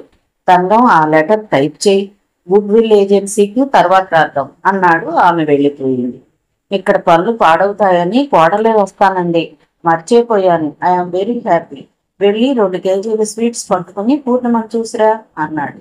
ఆయన ఆనందం ఏమిటో అర్థం కాలేదు. ఏంటి నాన్న, స్వీట్స్ ఎందుకు? రామనారాయణ కేసు సాల్వ్ అయిందా ఆశ్చర్యంగా అడిగాడు. కాదురా, నేను తాతను, నువ్వు తండ్రికి కాబోతున్నావు. శుభ సందర్భం కదా, అర్థమైందా బుద్ధు? సంజయ్కు ఒక్కసారిగా ఉన్నత శిఖరాల నుండి అగాధంలోకి పడ్డట్టుగా అయింది. అవునా, నాకు ఉదయమే రాజామణి చెబితే అమ్మాయి నీకు మొదట చెప్పాలని ఎవరికి చెప్పలేదేమో అనుకున్నాను. ఆ మధుర క్షణాలు మరపురానివిరా. ఆయన మైమర్చిపోతున్నాడు. ఒకసారి దీర్ఘంగా నిట్టూర్చాడు. బాగుంది నాన్న మీ ఊహాగానం. రాజామణికి ఏం తెలుసట? నువ్వు వెళ్ళిన దగ్గర నుండి పూర్ణ నలతగా ఉంది. అది కాక నిన్నంతా వాంతులేనట అన్నారాయన. సంజయ్ నవ్వాడు భారంగా. రాజామణి తెలుగు సినిమాలు తెగ చూసేస్తోంది. ఆ పరిజ్ఞానం అంతా చూపుతోందన్నమాట. అలాంటిదేం లేదు, మీరెవరితోనూ అనకండి అన్నాడు తన బ్రీఫ్ కేసు తీసుకుని లేస్తూ. సంజు, అతను కొడుకు చేయి పట్టుకున్నాడు. సంజయ్కు ప్రతి నిమిషం ఓ గండల్లా తయారవుతుంది. తండ్రిని నొప్పించకూడదని తనేం చేస్తున్నాడు? నాన్న, మీ ఆరోగ్యం ముఖ్యం. పిల్లలకేం తొందర వచ్చింది నాన్న? అతను అర్థమైందన్నట్లుగా తలాడించాడు. ఈ కాలంలో కావాలనుకుంటే పిల్లలు పుడతారు, వద్దనుకుంటే మానతారు. కానీ తమకు వద్దనే అవసరం ఏముంది? ఈ సున్నితమైన సమస్య కొడుక్కి ఎలా చెప్తాడు? సంజు, మీ ఇద్దరికీ నాపై ఉన్న అభిమానానికి కృతజ్ఞతలు. నాకు ఇంట్లో పిల్లలు తిరిగితే చూడాలని ఉందిరా. అయితే రేపు శివానంద బడి నుండి పిల్లల్ని పిలిచి పార్టీ ఇద్దామా అన్నాడు అమాయకత నటిస్తూ. చాలే తెలివి, ఇంటికి వెళ్ళు. నేను వ్యాపారం దక్షతగానే చేస్తాను, పనులు బాధ్యతగానే భావించాను. కానీ మీ అమ్మను విస్మరించలేదు అన్నాడు తీక్షణంగా. ఏమన్నానన్నా నా అంత కోపం? బాప్రే, అసలు కోడలైతే నా పని గోవింద అన్నాడు. అసలు కోడలేమిటి, వడ్డీ కోడలేమిట్రా ఆయన తీక్షణంగా అడిగారు. సంజయ్ నాలుగు పరుచుకున్నాడు. అదే నాన్న, గీత అసలు కోడలు కదూ అన్నాడు. కంగారుగా బయటకు వచ్చాడు. అతని ఇంటికి వెళ్లేసరికి నీరసంగా తిరుగుతోంది పూర్ణిమ. భార్య కాని భార్య గారు, కొడుకు కాని కొడుకును ఎప్పుడు ఇస్తున్నారు అన్నాడు చిన్నగా నవ్వుతూ. ఆమె అర్థం కానట్లు చూసింది. అతను జరిగిన విషయం అంతా చెప్పాడు. ఆమె బొగ్గల్లో కెంపులీనాయి. అక్కడ ఉండలేనట్లు లోపలికి వెళ్ళిపోయింది. రాజామణి, కావాలంటే పట్టు చీర కొని పెడతాను గాని నా ప్రాణం తీయదు తల్లి, నీ ఊహాగానాలతో మతిపోతుంది అన్నాడు వంటింటి తలుపుల మీద 2 చేతులు వేసి నిలబడి. నాకేం తెలుసు బాబు, వారం రోజుల నుండి తిండే తినలేదు, అందుకనే పాతకాలం సన్యాసిని ఏదో ఊహించాను అన్నది కాస్త లజ్జితురాలైనట్లు మొహం పెట్టి. నాకు కప్పు వేడి కాఫీ ఇవ్వు అన్నాడు. రాజామణి బొబ్బనంగా నవ్వింది. చిన్నబాబు, భార్యాభర్తల మధ్యన తగువులు లేకపోతే అసలు జీవితం చప్పగా ఉంటుంది. ఆ తగువును సాగదీయవద్దు. My God. తల పట్టుకుని హాల్లోకి వచ్చి కూర్చున్నాడు. 10 నిమిషాల తర్వాత కాఫీ పట్టుకుని పూర్ణిమ వచ్చింది. సారీ, ఐఎమ్ వెరీ సారీ పూర్ణిమ అన్నాడు కాఫీ అందుకుని. ఆమె మాట్లాడలేదు. సోఫా చేతిని ఆనుకుని నిలబడింది. మై గాడ్, పల్లెటూరు, ఆ వాతావరణం నన్ను వ్యవసుని చేశాయి. నేను చాలా మనోనిగ్రహం కలవాడినని భ్రమపడేవాడు. ఇంకా ఆలస్యం చేయటం నా అభీష్టం కాదు. నాన్నను ఓ సంవత్సరం పాటు ఫారెన్ పంపే ఏర్పాటు చేస్తున్నాను. ఈ లోపల మీ వాళ్ళ అడ్రస్ కనుక్కుంటాను అన్నాడు. ఆమె ఒక్కొక్క క్షణం అలా వస్తుంది, నీ పొరపాటేం లేదు అన్నది మెల్లగా. అలా అనుకున్నదాను, అన్నం సరిగ్గా తినకుండా ఎందుకు నిన్ను నీవు శిక్షించుకుంటున్నావు అన్నాడు కాఫీ చేస్తూ. మీకెలా చెప్పేది? నాకేమైందో నాకే తెలియటం లేదు. నన్నేది అడగండి ప్లీజ్. చేతుల్లో ముఖం దాచుకుని వెళ్ళిపోయింది. మిస్ పూర్ణిమ, ఏం మిస్ చేయాలో నాకే తెలియటం లేదు సార్ అన్నది ఏడుస్తూ. అతను ఎంత ప్రయత్నించినా పూర్ణిమ కాబోయే అత్తగారి అడ్రస్ కనుక్కోలేకపోయాడు. ఆ రోజు నుండి ఆమె తమతో పాటే భోజనం చేయాలని పట్టుపట్టాడు. చంద్రశేఖరం గారు కూడా పట్టుపట్టడంతో పూర్ణిమకి కూర్చోక తప్పలేదు. సంజయ్ కొసరి కొసరి వడ్డిస్తూ బెదిరిస్తూ ఆమె పట్ల శ్రద్ధ చూపటం చంద్రశేఖరం గారికి ఎంతో నచ్చింది. మర్నాడు ఇందుమతికి ఫోన్ చేసి ఆమె దగ్గర నుండి చంద్ర వాళ్ళ అడ్రస్ తీసుకున్నాడు. 4 గంటలకే తండ్రికి చెప్పి బయలుదేరాడు. ఇల్లు వెతుక్కుంటూ వెళ్ళి తలుపు తగ్గాడు. తలుపు తీసిన అమ్మాయి ఒక్కసారి సంతోషంతో కేక వేసింది. ఓ సంజయ్ అన్నయ్య, నువ్వా? ఎన్నాళ్ళకు గుర్తొచ్చావు అన్నది నిష్ఠూరంగా. మీరిద్దరూ అయినప్పుడు ఏం చెప్పాను? ముగ్గురైతే వస్తానన్నాను కదా, మరి ముగ్గురయ్యారా అన్నాడు నవ్వుతూ. ఎవరే రజని? ఒక ముత్తైదు వచ్చింది. బాగున్నావా పిన్ని? సంజయ్ పలకరించాడు. ఆమె సంతోషంగా నవ్వింది. ఏం చెప్పాను నీతో సంజయ్? వారానికి ఒకసారి రావాలి, రమేష్ని చూసినట్లు ఉంటుందని అనలేదు అన్నది నిష్ఠూరంగా. అన్నావు పిన్ని, కానీ నాన్న అనారోగ్యం సంగతి తెలుసుగా. అసలు నాకు నా పనులతోనే సరిపోతుంది అన్నాడు. రా అన్నయ్య, మేము ముగ్గురం అయ్యాం. ఇడుగో అల్లుడు. రజని నవ్వుతూ ఉయ్యాల వంట చూపించింది. పార్టీకి పిలవకుండానే అల్లుడిని చూడమంటే చూడం, మేము అలిగాం అన్నాడు సీరియస్ గా ముఖం పెట్టి. అడగవే రజని, తను పెళ్లి చేసుకుని పార్టీ అయినా ఇచ్చాడేమో అన్నది మధురాక్షి. నా పెళ్లి వార్త మీ దాకా వచ్చిందా అన్నాడు పెదవిపొడు. మీ మామయ్య ప్రతిరోజు వస్తాడన్నయ్య. పలహారమో భోజనమో చెయ్యనిదే వెళ్ళడు. ఉన్నంతసేపు నిన్ను తిట్టడమే అన్నది రజని తనే తెచ్చి కొడుకుని అందిస్తూ. రబ్బర్ బొమ్మలా ఉన్నాడు రజనీ కొడుకు. ఎగరేసి ముద్దు పెట్టుకున్నాడు. జేబులో నుండి 100 రూపాయల నోటు తీసి అబ్బాయి చేతిలో పెట్టి గుప్పెడు మోశాడు. ఆ పసివాడు దాన్ని నోట్లో పెట్టుకోపోయాడు. మధురాక్షి వచ్చి పిల్లాడిని తీసుకుంది. ఈ ఇంట్లో ఉన్నారేం పిన్ని? మన ఇల్లేమైంది? మధురాక్షి తటపటాయించింది. రజని అత్తవారింటికి వెళ్తుంది. రమేష్ లేడు. అంత పెద్ద ఎందుకని నసికింది. అమ్మా, ఎందుకమ్మా అన్నయ్యతో అబద్ధం చెప్తావు? అన్నయ్య, నాన్న వ్యాపారం ఏం బాగాలేదు. ఆయన ఖర్చు నీకు తెలుసు కదా, అందుకే ఇల్లు అమ్మా. ఇది అప్పుడు నా కోసం ఇన్స్టాల్మెంట్ లో కొన్నది అన్నది రజని. ఏమిటో నాయన, వాడు రావాలని, ఈ కష్టాలు గట్టెక్కాలని అనుక్షణం ఎదురు చూస్తున్నాం అన్నది కళ్ళొత్తుకుంది. అమ్మా, అన్నయ్య కాఫీ ఇవ్వవే అన్నది రజని. ఆమె వెళ్ళి ఒక ప్లేట్ నిండా లడ్లు గారెలు తెచ్చింది. పిన్ని పిన్ని, నేనేం జగమ్మామైన కాదు, ఒక్కటి చాలు అన్నాడు. చాలే అబ్బాయి, వయసు కుర్రాడివి, మాత్రం తినలేవు అన్నదామె మంచినీళ్ళ గ్లాస్ పెడుతూ. అవును, ఈ ఇంట్లో ఇంత క్రితం ఎవరైనా జలగారావని ఉన్నారా అన్నాడు జేబులోని అడ్రస్ తీసుకుని చూస్తూ. జలగారావా? మధురాక్షి ముఖం నల్లగా మారింది. రజని తల వంచింది. అవును పిన్ని, ఇదే అడ్రస్ ఇచ్చారు. పాపిష్టి వాళ్ళెవరో నాయన, బంగారు కంచానికైనా గోడ దాపుండాలి కదా, ఏదో అవసరానికి అప్పు అడుగుతాడని మీ బాబాయిని ఈ వీధిలో వాళ్ళు అలా పిలుస్తారు అన్నది ఉదాసీనంగా. మరి చంద్ర? ఈ చంద్ర? అతను ముఖం చిట్లించాడు. నీకు తెలియదా బాబు, మన రమేష్ పూర్తి పేరు రమేష్ చంద్ర. చంద్ర అంటున్నావు? ఆమె ఆదుర్దాగా అడిగింది. సంజయ్ కళ్ళ ముందు తెర తొలగిపోయినట్లయింది. అతనికి అంతా అర్థమైంది. ఎవరిచ్చారన్నయ్య ఈ అడ్రస్? రజని అడిగింది. ఎవరో లేమ్మా, పోకురి వాళ్ళు. మీ వారు వచ్చి వెళ్ళారా? బాబు నామకరణోత్సవానికి వచ్చారన్నయ్య అన్నది. ఈసారి వస్తే ఇంటికి తీసుకురాకుండా వెళ్ళొద్దు అన్నాడు మంచినీళ్ళు తాగి. ఈ లోపల కోడల్ని తీసుకుని ఓ పూట నువ్వే భోజనానికి రా అన్నది మధురాక్షి. కోడలంటే గుర్తొచ్చింది పిన్ని, మీ కోడలు ఎలా ఉంది అన్నాడు క్యాజువల్ గా అడిగినట్టు. నా కోడలు ఎవరు నాయనా? అప్పుడేదో ఎంగేజ్మెంట్ అనుకున్నారు కదా, అదంతా ఓ పీడకల. మీ బాబాయ్ స్నేహానికి ప్రాణం ఇచ్చే మనిషా? స్నేహితుడి కూతుర్ని కొడుకు చేసుకుంటాననుకున్నారు. ఆ తర్వాత వాళ్ళంతా తుఫాన్లో కొట్టుకుపోయారట అన్నది. రజని మెల్లగా లేచి వెళ్లి ఫోటో ఆల్బమ్ తెచ్చింది. మీ అల్లుడు వైభవం చూడన్నయ్యా అంటూ ఆల్బమ్ మొదటి పేజీలో పూర్ణిమ రమేష్లు కూర్చున్న ఫోటో ఉంది. అతనికి ఉన్న అనుమానం కాస్త పటాపంచలైపోయింది. అతను యాంత్రికంగా ఆల్బమ్ తిరగేశాడు. అతని కళ్ళ ముందు దీనంగా చూస్తున్న పూర్ణిమ నిలబడింది. ఈ అమ్మాయి అందంగానే ఉంది అన్నాడు ఏమీ తెలియనట్లు. ఆ అందమే మా ప్రాణం తీస్తుంది నాయన. ఆ పుల్ల విజయవాడలో వృత్తిలోకి దిగిందట.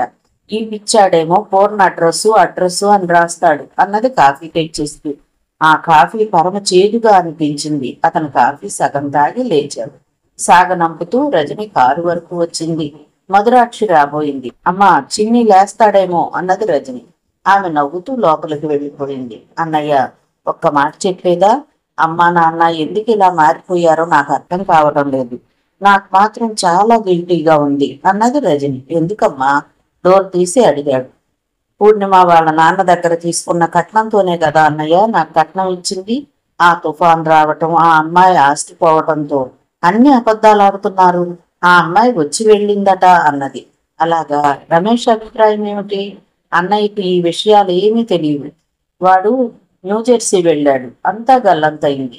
ఎన్నిసార్లు అన్నయ్య పూర్ణిమ గురించి రాసినా వీళ్ళు సరిగ్గా రాయటం లేదు.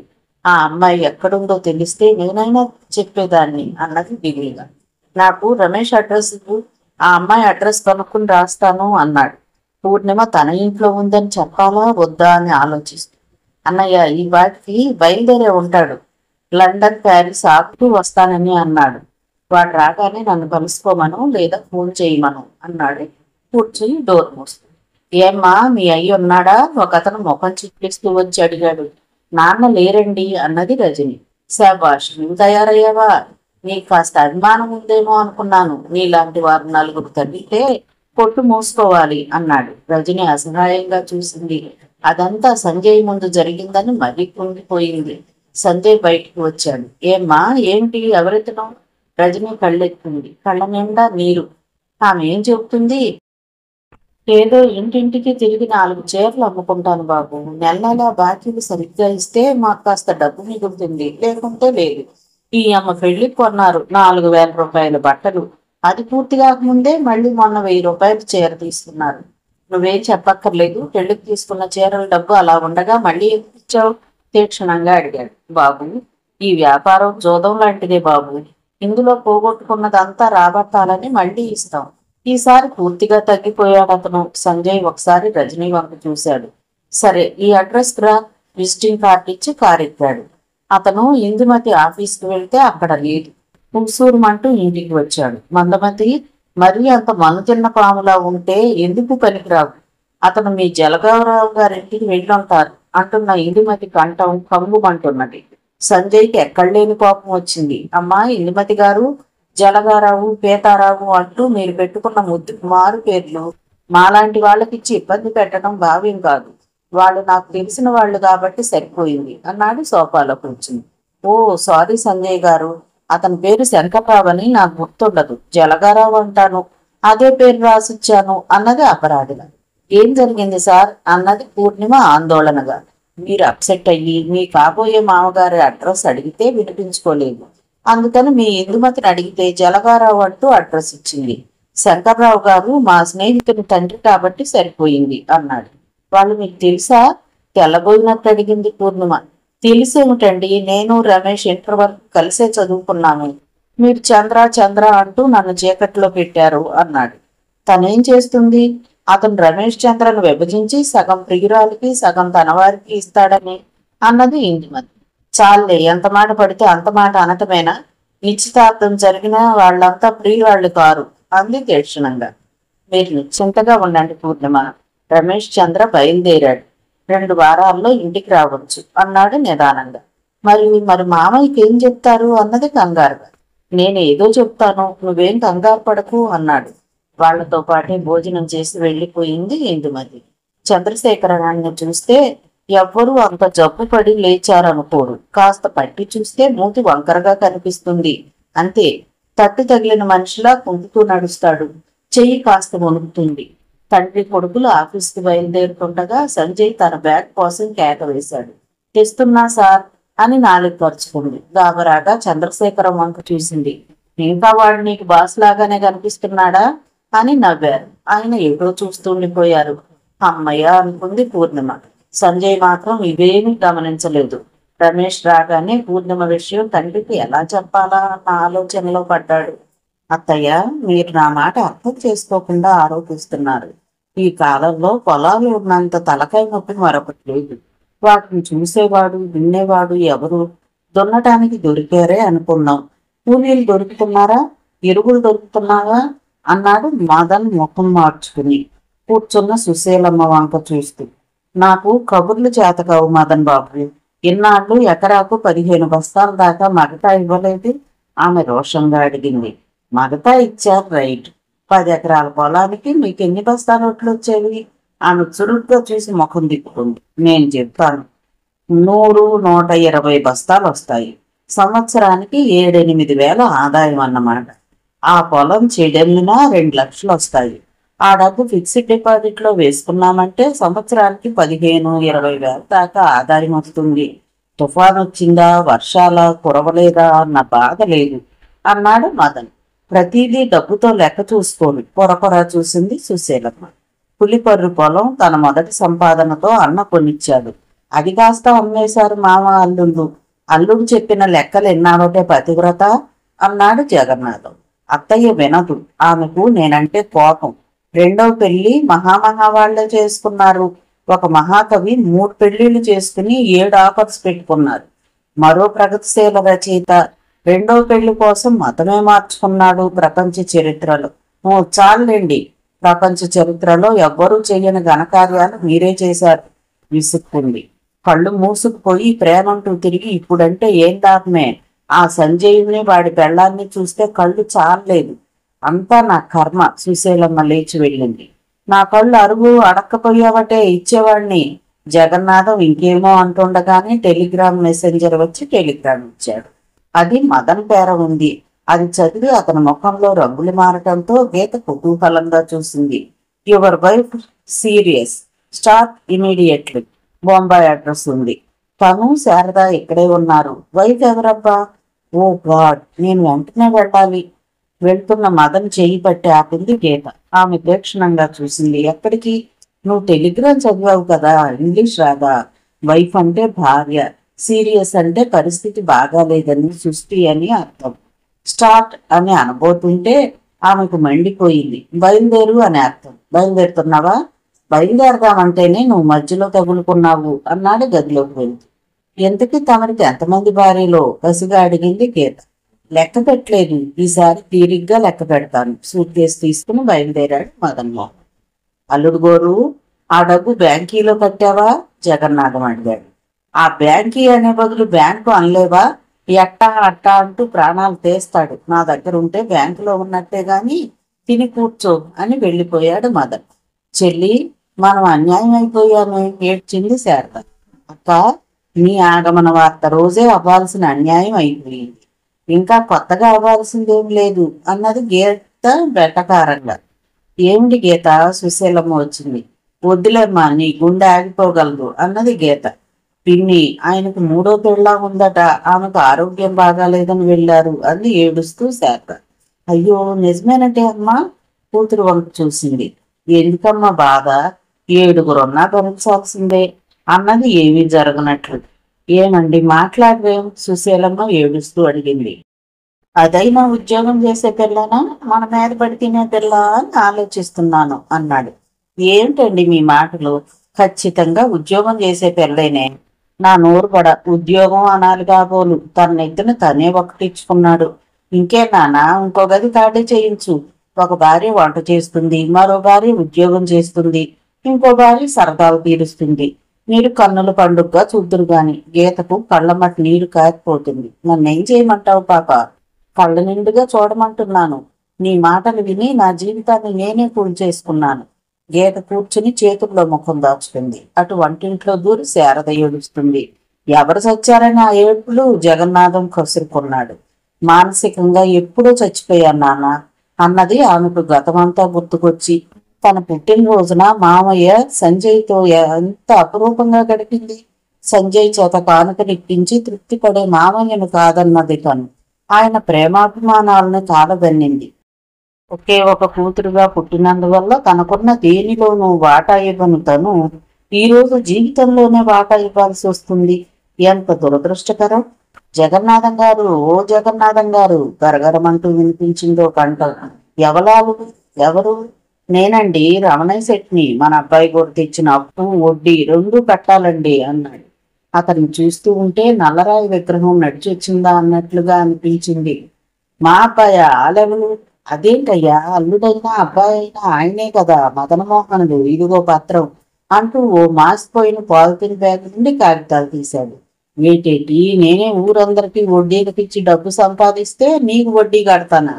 చావుంటే కోర్టుకు వెళ్ళయ్యా అన్నాడు కోపంగా. మాకేంటి భయం, వెళ్తాను, డబ్బు పిండుతాను అన్నాడు కోపంగా రమణయ్య. వెళ్ళిపోయాక తలపట్టు కూర్చున్నాడు జగన్నాథం. అతనికి ఉక్కిరి బిక్కిరై ఊపిరాడినట్లుగా ఉంది. అతను శంకర్రావును సలహాలు అడుగుతూ ఉంటాడు. అతను చదువుకున్నవాడన్న గుడి ఉంది. అందుకే ఆదరా బాదరాగా అతని దగ్గరకు వెళ్ళాడు. రండి జగన్నాథం గారు, ఏంటి కదా, ఊరికే రారు మహాత్ములు అన్నాడు. మహాత్ముల్ని చెయ్యకయ్యా, కొట్టి చంపేయగలరు అన్నాడు నవ్వు. కూర్చోండి. రజని, జగన్నాథం మామయ్య వచ్చాడు, పలహారం పట్రా అన్నాడు. అతనికి లోపల పీకుతూనే ఉంది. అప్పు అడగటానికి రాలేదు కదా. జగన్నాథం మాత్రం ఇల్లంతా కలయి చూస్తున్నాడు. శంకర్రావు డైరీలో తీసుకోవడమే గాని ఇవ్వడం తెలియదు. ఏటి సంగతి, ఇల్లంతా అలంకారాలు వేసినట్టుగా ఉంది. మా అబ్బాయి వస్తున్నాడు, సగర్వంగా భుజాలు ఎగరేశాడు. అబ్బు అబ్బు, తొందరగా అప్పు తీరుతుందన్నమాట. అయితే శంకర్రావు, మా అల్లుడి విషయం ఏం చేద్దామంటావు? మదన్ విషయం చెప్పాడు. ఏమిటో ఈ కాలం పిల్లలు, గంభీరంగా ఆలోచించాడు శంకర్రావు. అదేనయ్యా, నాకు అర్థం కావట్లేదు. జగన్నాథం గారు, కోర్టుకెళ్ళినా ఖర్చులు మీరే పెట్టుకోవాలి. అందుకని ఓ పని చేద్దాం, ఈ అప్పు తీర్చేయండి, మళ్ళీ ఇవ్వద్దని గట్టిగా హెచ్చరించండి అని సలహా ఇచ్చాడు. అంతేనంటావా? తేలముఖం వేశాడు జగన్నాథ్. అప్పుడే రజని అరిసెల ప్లేటుతో వచ్చింది. పక్కనే పేరెన్నెయ్యి కూడా ఉంది. అతనికి నోరూరింది. మీ ఇంట్లో కుదిరినట్టు మా ఇంట వంటకాల కుదిరి సాగు, ఒకరి చేతి రుచేమో అన్నాడు సంబరంగా. అందరూ ఆ మాటే అంటారు. గ్లాసుతో నీళ్లు తెచ్చింది మధురాక్షి. నీ పేరులోనే ఉందమ్మా మధురం అన్నాడు అరిసె కరకరా నములుతూ. వీడింట్లో అరిసెలు చేస్తే హఠాత్తుగా సావడం అనుకున్నాడు శంకర్రావు. శారద పేడ ఎలా వదులుచుకోవాలో అర్థం కావడం లేదు జగన్నాథం. అతను ఆలోచిస్తూ అరిసెలపైకి దండయాత్ర సాగించాడు. చంద్రశేఖరం గారు ప్రయాణానికి సిద్ధమయ్యారు. మధ్యాహ్నం ఫ్లైట్లో ఆయన బాంబే వెళ్తున్నారు. కూడా సంజయ్ కూడా వెళ్తున్నాడు. అతను లండన్లో వారం రోజులుండి స్టేట్స్కి వెళ్తాడట. మధ్యలో ప్యారిస్ చూడటానికి ఏర్పాటు చేశాడు. నాన్న, లండన్లో జాదవ్ రాకపోతే అడ్రస్ పట్టుకుని వెళ్ళిపోగలరు కదా అన్నాడు సంజయ్ విఐపి సూట్ కేసు తాళాలు పిలుస్తూ. అదేం మాటరా, నవ్వేశారు ఆయన. ఏమిటో నాన్న, ఒంటరిగా పంపాలంటే దిగులుగా ఉంది, కానీ తప్పదు అన్నాడు. చంద్రశేఖరం ఫారెన్ లో ఉండగా రమేష్ పూర్ణిమల వివాహం జరుగుతుంది. అప్పటికి తండ్రి కోలుకుంటాడు. తను వెళ్ళి అతనికి నచ్చజెప్తాడు. రమేష్ వస్తే అతని రాకపోకలు తండ్రికి అనుమానాన్ని కలిగించవచ్చు. అతను ఎయిర్ బ్యాగ్ లో కావలసిన సామాన్లు సర్దుతూ ఉండగా ఫోన్ వచ్చింది. అతను కంగారుగా ఫోన్ ఎత్తాడు. ఓ రమ్ము, ఎప్పుడు రాక? ఉదయమా? ఏం లేదు, నేను ఇప్పుడు చాలా బిజీగా ఉన్నాను, సాయంత్రం రా. ఫోన్ పెట్టేశాడు. 2 నిమిషాలకి తను చేసిన పొరపాటు అర్థమైంది. తను రజనీతో పదే పదే చెప్పాడు రమేష్ రాగానే తనను చూడమని. అతనితో సరిగ్గా మాట్లాడకుండా పెట్టేశాడు ఫోను. అతను ఏమనుకుంటాడో. అయినా తనెంత పిరికివాడేంటి? ఇదిరా విషయం అంటే అర్థం చేసుకోలేడా? ఫోన్ చేద్దామంటే వాళ్ళ ఇంట్లో ఫోన్ లేదు. ఎవరింటి నుంచో చేశాడో తెలియదు. నాన్న, 10 నిమిషాల్లో వస్తాను అని త్వరగా కారు తీసుకుని వెళ్ళాడు. చంద్రశేఖరం గారు సంజయ్ పోరు పడ్డారు తయారైనా సుశీలమ్మ విషయంలో బాధగానే ఉన్నారు. అమ్మ పూర్ణ, ఆయన పిలిచారు. ఏమిటి మామయ్య? పూర్ణిమ వచ్చింది మంచినీళ్ళ గ్లాసుతో. అప్పుడప్పుడు వెళ్ళి సుశీలను చూసిరా తల్లి, గీత జీవితం పాడైపోయింది నిట్టూర్చాడు ఆయన. ఆ విషయం నీకు చెప్పాలా అన్నది నీళ్ళు అందించి. అలాగే వారానికోసారైనా ఏదైనా వండి పంపించు. జగన్నాథం బయట తిని ఇంట్లో వాళ్ళని పట్టించుకోడు. ఇన్ని రోజులు లేని ప్రేమ తన ఊరిపై తన వాళ్లపై ఈ రోజు కలిగిందా? నాకు దూరం చెయ్యాలని అన్నాడు దిగులుగా. సుశీలమ్మను తన బంధువుల పెళ్ళంటూ పంపాడు జగన్నాథ్. మంచిది మామయ్య, పళ్ళ రసం ఏమైనా తాగుతారా? వద్దమ్మా, నీ చేత్తో మంచి కాఫీ ఇవ్వు అన్నారు ఆయన. ఆయన ముసిముసిగా నవ్వుతూ వంటింట్లోకి వెళ్ళింది. సంజయ్ ఉంటే కాఫీ తాగనివ్వడని తెలుసు. అప్పుడే తుఫాన్లో యువకు పూసుకొచ్చాడు. హాయ్ అంకుల్, ఏడి వీడు? 4 తన్ని 3 పొసరేస్తాను, అర్జెంటుగా ఫోన్ చేయమని ఫోన్ చేస్తే కొంప మునిగిపోయినట్టు పెట్టేస్తాడా? ఫుల్ స్టాప్ కామా లేకుండా అడిగాడు. ఓ రమేష్, నువ్వా? నాయనా రా, ఎప్పుడొచ్చావు? బాగా రంగు తేలావు. ఎవరో అనుకున్నాను చంద్రశేఖరం చిరునవ్వుతో అడిగాడు. రమేష్ వెళ్ళి ఆయన పక్కనే కూర్చున్నాడు. క్షేమంగా వచ్చాను. అవును, మీరు ఫారెన్ వెళ్తున్నారటగా. ఓ 4 రోజులు పోస్ట్ పోన్ చేయకూడదు? అందరం కలిసే వెళ్ళేవాళ్ళం. నాన్నగారు ఈరోజు ఫారెన్ వెళ్తున్నాడు, రారా అని చెప్పలేదు. వాడు వచ్చి మాట్లాడతాడట వేధవ. ఏడి? ఆయన పక్కపక్క నవ్వేశారు. నువ్వేం మారలేదు రమేష్, వాడు బయటకు వెళ్ళాడు అన్నారు ఆయన. పెళ్లి చేసుకున్న పడుద్దా ఒక్క ఉత్తరమైనా రాయొద్దు, పోనీ కార్డు పంపుకోరు. I'm really mad. అన్నాడు భుజాలు ఎగరేస్తూ. వాడు అనుకుని ఆహ్వానాలు అచ్చువేసి వివాహం చేసుకోలేదు. నేను చావు బతుకుల్లో ఉండగా జరిగింది ఈ వివాహం.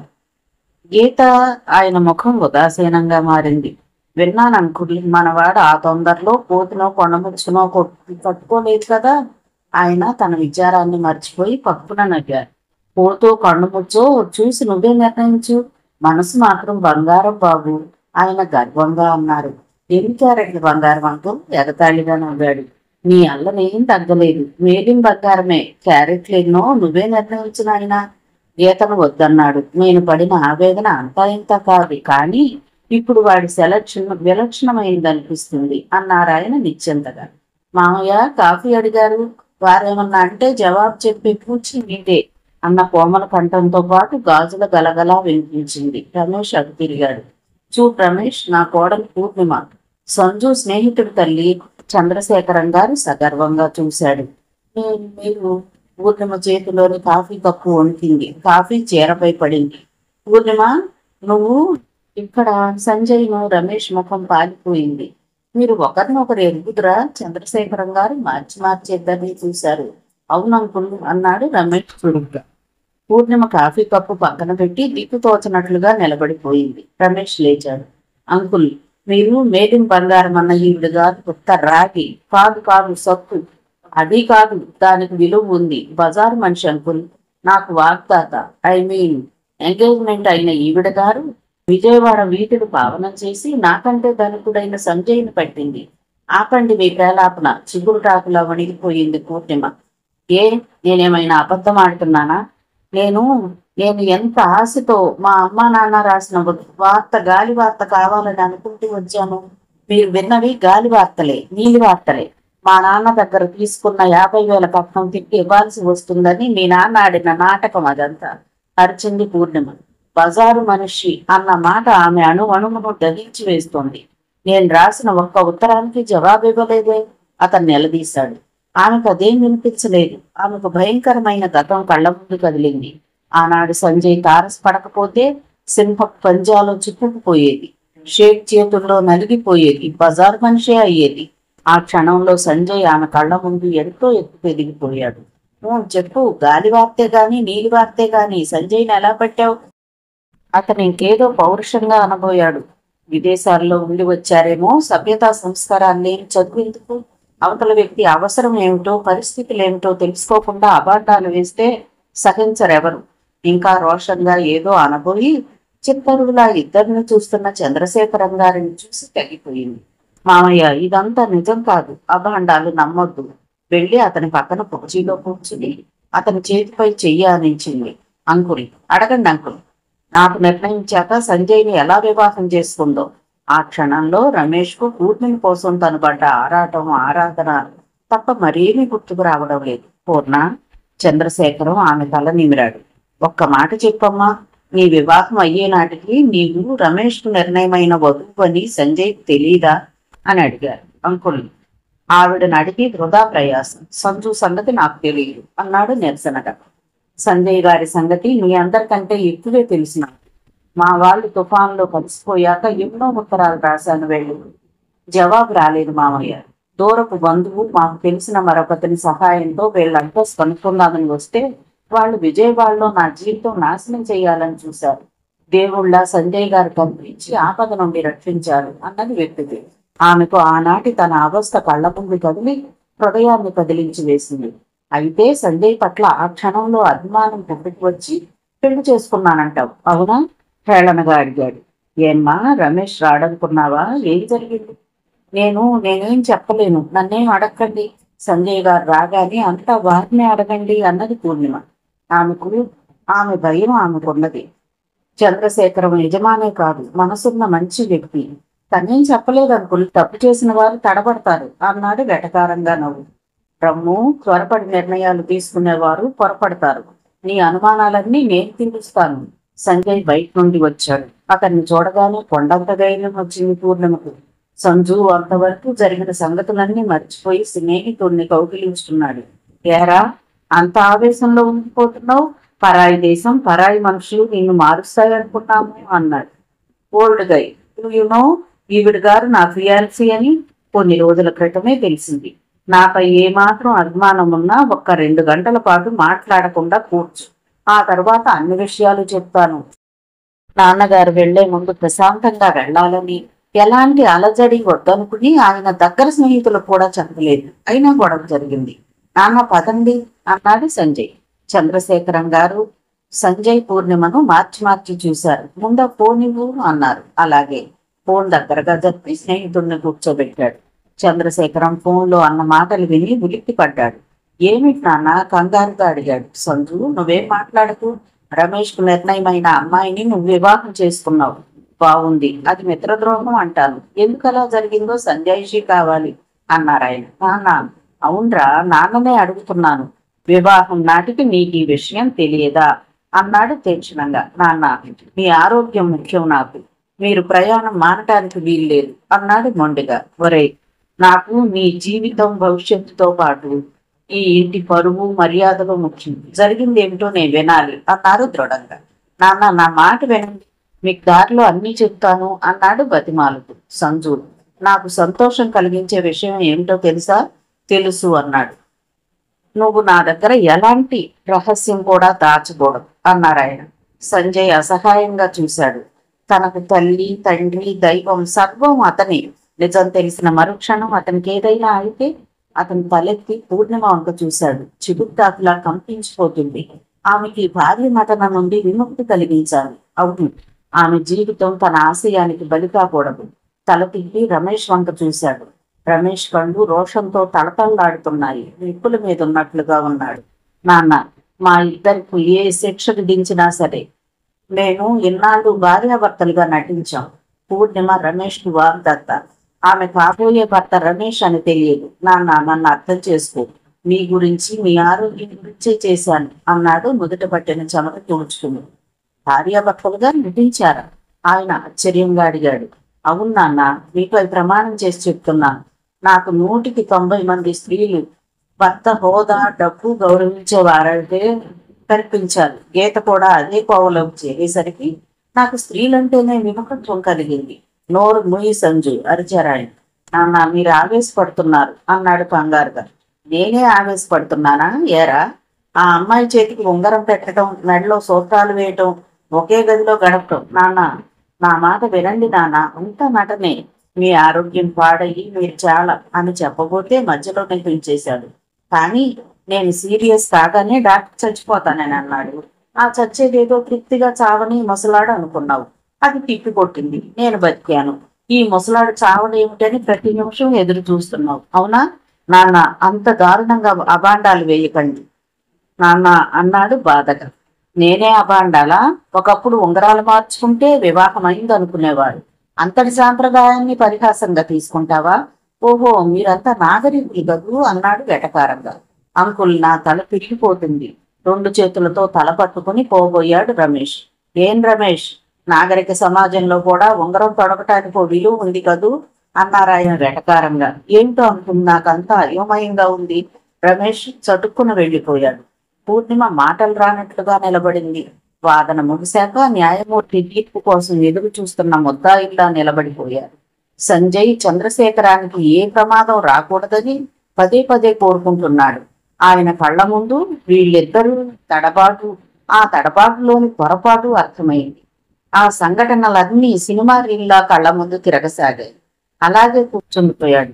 అమ్మా, రమేష్ పెట్టిన గావుకేకకు అదిరిపోయింది మధురాక్షి. అయినా నిబ్బరంగానే బయటకు వచ్చింది. ఏమిటి చంద్ర, ఏం జరిగింది? ఒక్క విషయం నాకు చెప్పమ్మా. మీరు పూర్ణిమను గురించి రాసినదంతా అబద్ధం కదూ? అసలు ఆ అమ్మాయి బతికుందా, చచ్చిపోయిందా అన్ని కూడా మీరు కనుక్కోలేదు కదూ అన్నాడు కోపంగా. ఎవరు చెప్పారా? ఎవరు చెప్తే ఏం? నిరాశ్రయురాలు మీ ఇంటికి వస్తే ఆదరించాల్సింది పోయి ఆ అమ్మాయిని ఎరగనట్లే అబద్ధాలాడి పంపించేస్తారా అన్నాడు బాధగా. మధురాక్షికి అతని తీక్షణమైన కంఠం చూస్తే చాలా భయంగా ఉంది. మనకు ఒక ఆడపిల్ల ఉందే, షేమ్ అన్నాడు నుదురు కొట్టుకుంటూ. ఇప్పుడు ఏమైంది? ఆ అమ్మాయి ఉందా? అయినా వాళ్ళు వీళ్ళు చెప్తే నిజమే అనుకున్నాము అన్నది తేలిగ్గా.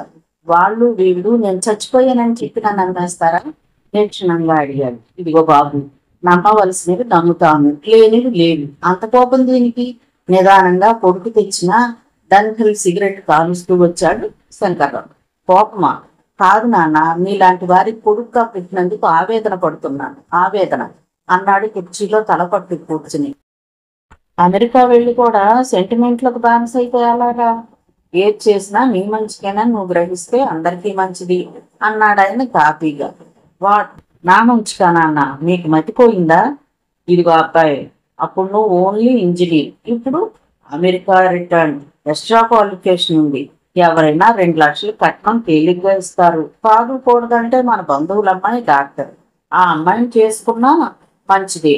నాన్న తీక్షణంగా ఉండకూడదు, అనవసరంగా హైరాణ పడకు.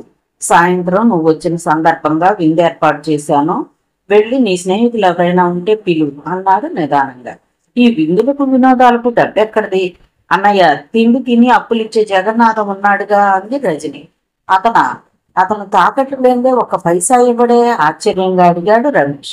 నిన్నే తాకట్టు పెట్టారు, నువ్వు లక్షలకు లక్షలు తెస్తావని, అది పెట్టి అప్పు తీరుస్తామని వాగ్దానం చేశారు అన్నది రజని వెటకారంగా. అవునా నాన్న? తీక్షణంగా అడిగాడు.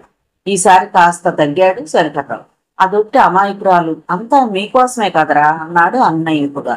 నాన్న, మా కోసం అంటూ అతని కోపం తారస్థాయిని అందుకుంటున్నది. వచ్చేసినవన్నమాట. గుడ్ మార్నింగ్ బాబు. జగన్నాథం నవ్వుతూ వచ్చాడు. హాయ్, బాగున్నారా? నవ్వుతూ అడిగాడు కోపం దిగముందు. అబ్బో, ఇంకా తెలుగు గుర్తుందన్నమాట. ఏటేటి తెచ్చినావు? విదేశీ సరుకులంటే మా మోజులే. నేనే రాయిద్దాం అనుకున్నాను. ఓ వాచి, ఓ టేప్ రికార్డు, ఓ పిన్ రుబ్బే మిషన్ ఇది అమ్మని. ఓ మీ అబ్బేమో సరైన తారీఖే చెప్పలేదు అన్నాడు తనే కూర్చుంది. మీరేదైనా కొట్టు పెట్టారా? రజని అమాయకంగా అడిగింది. పుట్ట? అదెందుకమ్మా? మరి ఈ వస్తువులన్నీ మారుబేరం ఎలా చేస్తావు మావయ్య అన్నది రజని. పర్యాస్కం నాతో ఆడొద్దులే బుల్లెమ్మ, అన్ని మాకే అన్నాడు. సుశీలంత అడగాలే గాని చంద్రశేఖరం గారు ఇవన్నీ తెప్పించి పెట్టరు అన్నది. మీకు అందరికీ అంత నమ్మకం అయితే నేనేమంటానిక? అది సరే గాని మా అల్లుడి సంగతి ఎన్నావా బాబు? నేనేం చెయ్యను, నా దగ్గర డబ్బు లేదు. 10,000? రమేష్ తెల్లబోయాడు. 30 ఏళ్ళకు ఉంది మరి, అంతా ఒకసారి ఎట్టేస్తావు? ఇంకా నేను బ్యాంకుల్లో కట్టినట్టు చక్రవడ్డీలేం కట్టలేదు అన్నాడు. ఏంటి నాన్న ఇది? ఈ కాలంలో ఏది చౌకగా ఉందిరా, ఒకదాని వెంట ఒకటి శుభకార్యాలే అన్నాడు శంకర్రావు. రమేష్కి మతిపోతోంది. నాన్న, వ్యాపారానికి వ్యవహారాలకు అప్పులు చేస్తారు, కానీ శుభకార్యాలంటూ పార్టీలకు పండగలకు అప్పు చేసి మిమ్మల్ని ఏం చేయాలో నాకు అర్థం కావడం లేదు అన్నాడు తలపట్టుకుని. అబ్బది ఆ మాట నేనంటే అందరూ నన్ను వింత మనిషిని చూసినట్టు చూశారు వంత పాడాడు జగన్నాథం. మీరు వెళ్ళండి జగన్నాథం గారు, నేను పంపిస్తాను అన్నాడు. పరాయి వారి ముందు తండ్రి పరువు తీయడం ఇష్టం లేక. ఆ ఇచ్చేది డాలర్లుగా ఈ బాబు, మా అల్లుడికో స్కూటర్ బుక్ చేస్తాను అన్నాడు ఆశగా. చూడండి జగన్నాథం గారు, స్కూటర్ ధర బయట 10,000 ఉంది, మీకని ఓ 500 తక్కువ చేస్తాం. మీరు 9,500కి రసీదు ఇవ్వండి, అలాగే డాలర్లు ఇస్తాను అన్నాడు కోపంగా. ఏటన్నావు? ఆశ్చర్యంగా చూశాడు. అంత ఆశ్చర్యం ఎందుకు? మీరు వడ్డీ వ్యాపారం చేయగలేంది నేను అడిగితే తప్ప అన్నాడు కోపంగా.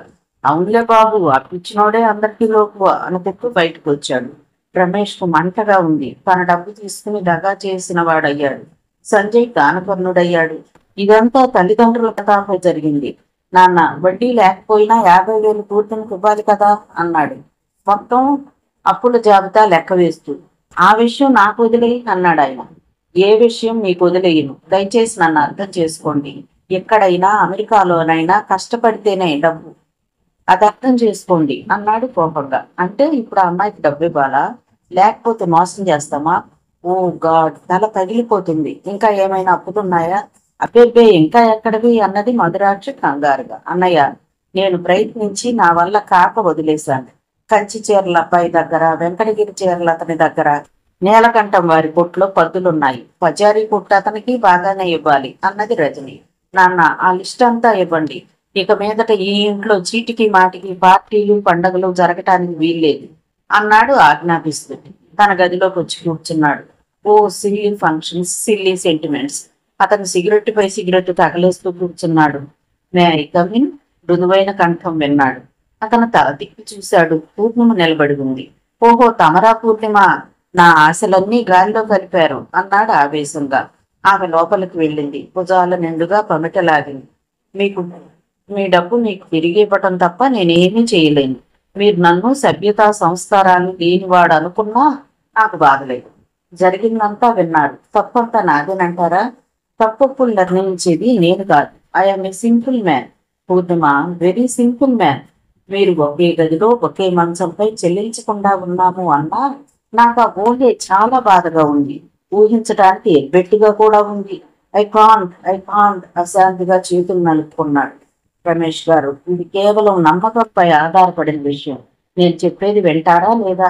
ఓహో, మీరు చెప్పేదేమిటో నాకు తెలుసు. పరిస్థితుల ప్రభావం వల్ల చేశాను అంటారు. పరిస్థితుల ప్రభావానికి లోనై ఉద్యోగం చేసేవారు ఉన్నారు, అడుగు తినేవారు ఉన్నారు. కానీ ఇలా ఇలా అతని ముఖం కండగడ్డలా మారిపోయింది. కనీసం కూర్చో అని కూడా అనలేదు పూర్ణిమను. ఆమెకు అది చాలా అవమానంగా అనిపించింది. అడుక్కున్నాను, ప్రభుత్వం పెట్టిన భిక్ష తిన్నాను, ఏది మిగలలేదు. ఆ హోటల్లో సంజయ్ గారు తన భార్యగా అంగీకరించకపోతే నన్ను నాశనం చేసేసేవారు అన్నది తను కాస్త రోషంగా. ఏ పరిస్థితిలో నటించావో అది నా సమస్య కాదు. మీ డబ్బు వీలైనంత త్వరగా ఇచ్చేస్తాను. సారీ ఫర్ ద డిలే అన్నాడు నిర్లక్ష్యంగా. అతనికి సన్నగా మంట బయలుదేరింది. తను ఏమనుకునే ఆమెను ఆరాధించాడు. చివరికి ఏమైంది? ఇప్పటికైనా మనసా వాచే నిన్నే ప్రేమించానని అనదే. పర్వాలేదు, మీ ఇష్టం వచ్చినప్పుడు ఇవ్వండి డబ్బు, కానీ నా ఒక్క ప్రశ్నకు మీరు జవాబిస్తారా అన్నది పేలవంగా నవ్వు. అడగండి, ఏమడుగుతారో తెలుసు. I know it. మీ జీవితం ఏం కావాలని అదేగా అన్నాడు వెటకారంగా. పొరపడుతున్నారు.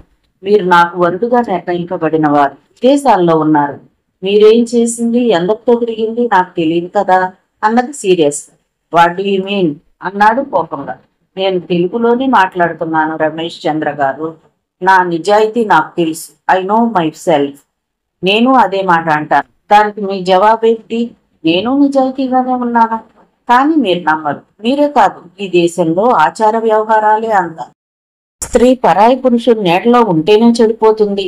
పురుషుడు ఎవరితో తిరిగినా పర్వాలేదు, అంతేనా?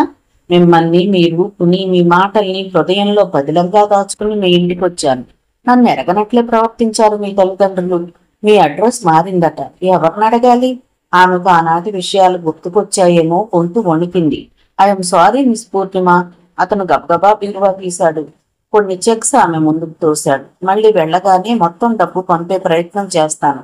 ఇవి 10,000 రూపాయలు అన్నాడు. పూర్ణిమ దెబ్బతిన్నట్లుగా చూసింది. నేను ఎంత నచ్చ చెప్పుకుందామన్నా నీకు సంజయ్ ఉంగరం తొడిగిన ఘట్టం, మెడలో గొలుసు వేసే ఘట్టమే గుర్తుకొస్తుంది అన్నాడు కిటికీలో నుండి బయటకు చూస్తూ. రమేష్ చంద్ర గారు, మీకే కాదు నాకు గుర్తుకొస్తుంది. మీరు ఊహిస్తున్నారు. నేను స్వయంగా అనుభూతి పొందిన దాన్ని. ప్లీజ్ పూర్ణిమ, వెళ్ళిపోండి, నాకేం చెప్పొద్దు అన్నాడు. మీకు ఇష్టం లేకపోయినా ఒక్క విషయం వినాలి రమేష్ గారు అన్నది. ఓహో, నాకేం చెప్పొద్దు, వెళ్ళిపోండి ప్లీజ్ అన్నాడు అటు తిరిగి. సరే, ఒక్కటి గుర్తుంచుకోండి. మరే ఆడపిల్లను ఆశ పెట్టి నాలా తప్పించేలా చేయకండి. వస్తాను అంది. మీ డబ్బు తీసుకోండి. థ్యాంక్స్. ట్రావెలర్స్ చెక్స్ తీసుకుని పర్సులో పెట్టుకుంది. అంతవరకు బయట నిలబడిన మధురాక్షి ఆదుర్దాగా లోపలికి వచ్చింది. చంద్ర, నాయనా, ఆ జగన్నాథం గారికి ఎంతో కొంత సర్దకపోతే ఊరుకోడురా అన్నది నిరసనగా పూర్ణిమ వంక చూస్తూ. అతనికి సర్దుతానులే అమ్మా అన్నాడు చికాగ్గా. వస్తాను. పూర్ణిమ విసురుగా బయటకు వచ్చింది. మన వివాహ వ్యవస్థ, నిశ్చితార్థం అతి పవిత్రం అంతా అంటారు. ఏది? ఆశీర్వదించిన నలుగురు అడ్డుదారే. ఆమెకు ఎక్కడలేని నీరసం వచ్చింది. ఓ గంట ఇందుమతి దగ్గర గడికి పోదాం అనుకున్నది. చిక్కడపల్లి వైపు దారి తీసింది పూర్ణిమ. ఆమె మనసు ద్వైతీభావాలతో ఊగిసలాడుతోంది. హలో మై డియర్ మందమతి, ఎలా తీరిందే? ఏమంటాడు నీ మగడు కాని మగడు అన్నది నవ్వుతూ. అన్ని తర్వాత చెప్తాను, కానీ తల పగిలిపోతుంది. ఒక కప్పు కాఫీ ఇవ్వు. తల పగిలిపోతుందా? ఆ పగుళ్ల నుండి నీ తలలో ఉన్న స్తబ్దత, నీరసం కారిపోతే బాగుండునే అన్నది కాస్త విసుగ్గా. కాఫీ ఎందుకు కోపంగా. కోపమేళ చెలియా అని పాడుకుంటూ కాఫీ పెట్టడానికి వెళ్ళింది. ఎలా ఉందే ఉద్యోగం? అబ్బే, ఉప్పు లేని పప్పులా చప్పగా ఉంది. నీ ఉద్యోగం లాంటిదైతేనా? నా సామిరంగా చిటికి వేసింది. నా ఉద్యోగాన్ని నువ్వే మెచ్చుకోవాలి. కుడితిలో పాటు ఎదుపులా ఉంది నా పరిస్థితి. రమేష్ చంద్ర వచ్చాడు అన్నది. వాట్? రమేష్ చంద్ర? నీ ప్రియతముడైన కాబోయే భర్త చంద్ర ఎగిరి గంతేసింది. కుప్పి గంతులు చాలు గాని కాఫీ వచ్చే వరకు నీతో ఒక్క మాట మాట్లాడను అన్నది అటు తిరిగి కూర్చుంటూ. మందమతి కాస్త తెలివి మీరింది. హెడ్స్ ఆఫ్ టు సంజయ్ గారు అనుకుంటూ కాఫీ చేయటానికి వెళ్ళింది. ఒసేవు సుశీల, మాయన్న మాయన్న అంటావు, ఈ సంగతి విన్నావా? జాక్పాట్ కొట్టినంత సంతోషంతో వచ్చాడు జగన్నాథం. ఏమైంది? అప్పుడే ఊరు నుండి వచ్చిన సుశీలమ్మ అడిగింది. ఆమెకంతా అయోమయంగా ఉంది. అల్లుడు మూడో పెళ్లి, ఆస్తి అమ్మి అంతా పట్టుకుపోయాడు. భర్త పో పో అని కోరితే అత్తవారి వైపు వివాహానికి వెళ్ళింది. అక్కడ అందరూ సానుభూతి చూపుతుంటే మతిపోయినట్టయి జగన్నాథం వారం రోజులున్నమన్నా సాయంత్రానికే తిరిగి వచ్చింది. అల్లుడికి మొదటి భార్య ఉందటగా, బాగా డబ్బున్నవారేమో, పిల్లలు కాలేదేమో, ఇలాంటి ప్రశ్నలకు జవాబేం చెప్తుంది? నువ్వు చెప్పింది ఒక్క మొక్క చెవులకు ఎక్కినట్లేదే అన్నాడు కోపంగా. ఏమైంది అన్నయ్యకి? అట్టా ఊరికెళ్ళి ఇట్టా వచ్చినవు, అడుగు బయటికి పోడైపోతుంది ఊరంతా. ఏదో మదన్ బాబు మగ బుద్ధో మోటు బుద్ధో అని ఓ పిల్ల నెట్టుకుంటే ఎన్ని మాటలన్నావు. ఆ సంజయ్ గారు దగులుబాజీ యాదవ్ ఏం చేసిందో తెలిసినా స్నేహితుడని కూడా చూరకుండా ఆడి కాబోయే పెళ్ళాన్ని తెచ్చి ఇంట్లో పెట్టుకుని తైతక్కలాడిండు.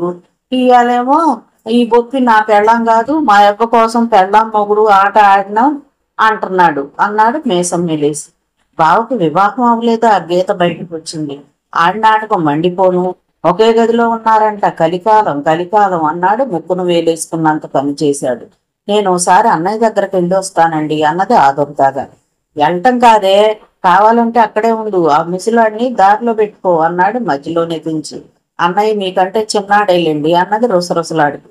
అవునే, నాకంటే చిన్నోడే, పసివాడు పడుచువాడు, మళ్ళా మనువాడు మను. ఇగో వెళ్ళి ఆస్తి అటు ఇటు పోకుండా చూడు. ఎన్నాళ్ళకు ఆ సంజయ్ని పొమ్మన్నాడంట అన్నాడు మహానందంగా. ఆ సంజయ్ని వెళ్ళమన్నాడా అన్నయ్య? అప్పుడే పోలీసులు వచ్చారు. జగన్నాథం భయం భయంగా చూశాడు. ఏమిటండి, ఎవరు మీరు? గీత కంగారుగా అడిగింది. పోలీసులు తెలియడం లేదా? ఇక్కడ మదన్ మోహన్ అనే వ్యక్తి ఉన్నాడా? టీవీగా అడిగాడు ఒక కానిస్టేబుల్. ఇక్కడే ఉంటారు, కానీ ఇప్పుడు లేరు. ఎందుకండి? సుశీలం అడిగింది. మాయల్లుడే వాళ్ళ అబ్బ పంపిండా? జగన్నాథం అడిగాడు. కాదు, అతను నవీన్ అనే పేరుతో బొంబాయిలో మహారాష్ట్రీయుల అమ్మాయిని మోసగించాడట. పెళ్లి చేసుకుని 3 నెలలు కాపురం చేసి వదిలి వచ్చేశాడు. కేరళలో అమ్మణ్ణి అనే అమ్మాయిని, మద్రాసులో గ్రేస్ డేవిడ్, బెంగళూరులో సుందరి అనే అమ్మాయిలను వివాహం చేసుకున్నాడు. నెల రోజులకు వస్తానని తిరిగి చూడకుండా వచ్చేశాడు. అతని మాటలు వింటున్న గీత ముఖం తెల్లగా పాలిపోయింది. తలుపు ఆసరా చేసుకుని నిలబడిపోయింది. అబద్ధం, మా అల్లుడు అట్టంటాడు కాదు జగన్నాథం అంటున్నా అతని గొంతులో ప్రాణం లేనట్లుగా ఉన్నాయి ఆ మాటలు. ఇదిగో ఈ ఫోటోలు చూడండి అతను ముందు పెట్టాడు. ఒక అందమైన అమ్మాయికి ఉంగరం తొడుగుతున్నాడు. మరో అమ్మాయి మెడలో నవ్వుతూ దండలు వేస్తున్నాడు. మరో అందమైన సుందరి మెడలో 3 వేస్తున్నాడు. మా అల్లుడు కాదేమో సందేహంగా చూశాడు జగన్నాథ్. డబల్ యాక్షన్ చేయటానికి ఇది సినిమా కాదు సార్ అన్నాడు పోలీసు అతను.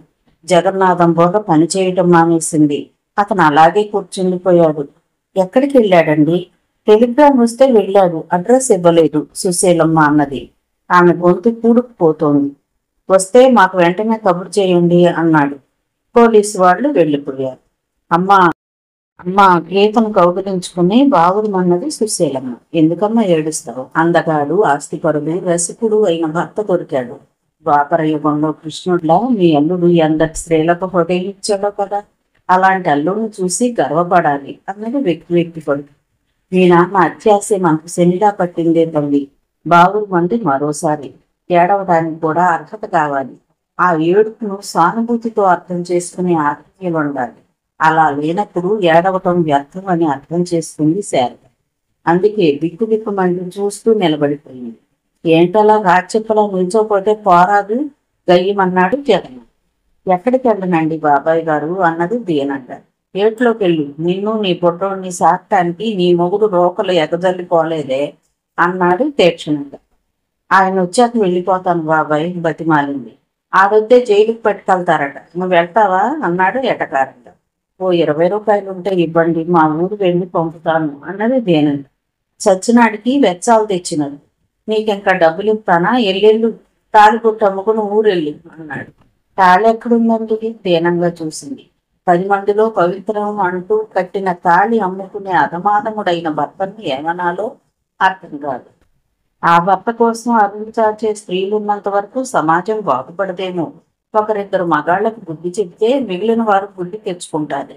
ఈ సినిమా చూసినా ఒక్కసారైనా భర్త పాదాల మీద పడవేయంటే డైరెక్టర్ ఇల్లు సంతృప్తి చెందదేమో. ఆ సీన్ వచ్చేటప్పటికి థియేటర్లో కూర్చున్న స్త్రీల కన్నీరు వరదలై పారుతుంది. నిర్మాతకు డబ్బుల వర్షం కురుస్తుంది. భర్త తన్ని తగలేస్తున్నా స్త్రీలు నా మంగళసూత్రాలు నాకివ్వండి అంటూ ఏడవాలి. ఓ సినిమాలో నృత్యముఖంలో ఉన్న స్త్రీ మంగళసూత్రాలు అని ఏడుస్తుంటే 10 ఏళ్ల పిల్లలు అనుకున్నారట. బంగారం ధర 1700 దాటిపోయిందట. ఎంత లేదన్నా ఆ సూత్రాలు తొలగమంటాయి అనుకుంటున్నారు. ఇలాంటి జోలపాటలకు అలవాటు పడిన స్త్రీకి వ్యక్తిత్వం, స్వేచ్ఛగా జీవించే అలవాటు ఎలా అవుతుంది? తాలిబొట్టు తెంపుకున్నాడంటే నీతో తెగ ప్రింపులనే కదా. ఎల్లెళ్ళు అన్నాడు జగన్నాథ్. శారదకు అంతా అయోమయంగా ఉంది. మేనత్త కొడుకనిచ్చారు. భర్త లేని స్త్రీని, సంపాదన లేని స్త్రీని ఎన్ని మాటలు అనాలో పుట్టింటి వారు అన్ని మాటలు అన్నారు. అక్కడికి తను వెళ్ళలేదు. వెళ్ళక చేసేదేముంది? 6వ తరగతి చదువుతూ ఉండగానే చదువు ఆపారు. ఉద్యోగాలు చేయాలా, ఊళ్ళు వెళ్ళాలా అంటూ వచ్చిన కొత్త సినిమాల్లా చూడటం, అందులో ఉన్నటువంటి ఫ్యాషన్లు అలంకరించుకోవడం, అందంగా ఉండడం. నా తల్లి అచ్చం సినిమా తారలా ఉంది అని పెద్దవారు మురిసిపోవడం ఎరుకు. తనకు మిగిలింది మృత్యువే. మర్నాడు మబ్బు మబ్బుగా ఉండగానే వచ్చి నడి రోడ్లో నిలబడింది. కుర్రాడిని గట్టిగా హృదయానికి కట్టుకుంది. ఇద్దరి ప్రాణాలు ఒకేసారి పోవాలి. తల్లి తండ్రి ఉండే తల్లి నాగస్థలు పడుతుంది. ఇద్దరూ లేని బ్రతుకు తను ఊహించలేదు. భగవంతుడా, పాపపుణ్యాలు బేరీజు అంటూ వేసే ఎంత పాపమైనా మోస్తాను, నువ్వు నరకయాతన పెట్టినా భరిస్తాను అనుకుంది. ఘోరంగా లైట్లు వెలిగాయి. గట్టిగా కళ్ళు మూసుకుంది. లారీ రొద చేసుకుంటూ వెళ్ళిపోయింది. శారద అనుకున్నట్టు మరణించలేదు. ఒక యువకుడు చేతుల్లో ఉంది. ఏంటి, బుద్ధి జ్ఞానం ఉన్నాయా? ఉన్నాయి కాబట్టే చచ్చిపోదామని నిర్ణయించుకున్నాను. నన్ను చావనివ్వండి అన్నది దీనంగా ప్రాధేయపడు. చావటం తేలికే, కానీ చావటానికి కాదు నువ్వు పుట్టింది. ఏమైంది? వివాహానికి పూర్వమే తల్లి అయ్యావా? లేదు, నన్ను చావనివ్వండి గించుకుంది. సరే, సంగతి ఏమిటో చెప్పు, చెప్పాక చదువు గాని అన్నాడు. అతని చేతిలోని బాబుని తీసుకున్నాడు. ఏం చెప్పను, ఏడుస్తూనే జరిగిందంతా చెప్పింది. ఐసి అతను అంతా విని తల కనిపించాడు. చూడమ్మా, నీ భర్తను బాగు చేసే శక్తి నాకు లేదు, కానీ మీకు మీ జీవితం గడుపుకునే వసతి చూపిస్తాను అన్నాడు. ఆమె భయంగా చూసింది. తెలుగు సినిమాలు చూసిన అనుభవంతో భయపడబాకండి. నేను ఏ వేశ్యాగృహానికో తీసుకువెళ్తున్నాను అనుకోవద్దు. అన్యాయం జరుగుతుంటే హత్య చేయటానికి కూడా వెనుదీయకూడదు. అప్పుడే మీ వ్యక్తిత్వాలు నిలుస్తాయి అన్నాడు. ఆమె మౌనం వహించింది. చూడమ్మా, మెత్తగా ఉంటేనే మెత్త బుద్ధేస్తుంది. పురాణాలు చదవండి. ఆనాటి స్త్రీ జీవితాన్ని మీతో పోల్చుకోండి. ఆది కావ్యంలోనే అభిమానం గల సీత భర్త కోసం ఒకసారి అగ్ని ప్రవేశం చేసినా రెండవసారి భర్తను చూడగానే అతని పాదాలపై పడి మీ తోడినే లోకం అనలేదు. భూదేవిని శరణుజొచ్చింది. సమాజంలో ఇన్ని మార్పులు వచ్చినా ఈనాడు మీరు అదే పని చేయటం పొరపాటు అన్నాడు. అతని మాటల్లో మృదువైన హెచ్చరిక ధ్వనించింది. ప్రయత్నిస్తాను అన్నది కళ్ళొచ్చుకుంది. ప్రయత్నించాలి, ప్రతిఘటించాలి. మీ బావ లాంటి మగవాళ్లకు బుద్ధి చెప్పాలంటే మీకు నచ్చిన వారిని తిరిగి వివాహం చేసుకోవాలి అన్నాడు. ఆమె ఆ చిరు వెలుగులో చిగురుటాకులా వణికిపోయింది. కంపరంగా చూసింది. ఒక్క దెబ్బ చాలు, మళ్ళీ పేరెత్తొద్దు అన్నది భయంగా. మాట వరుస కన్నాను, పదండి అన్నాడు.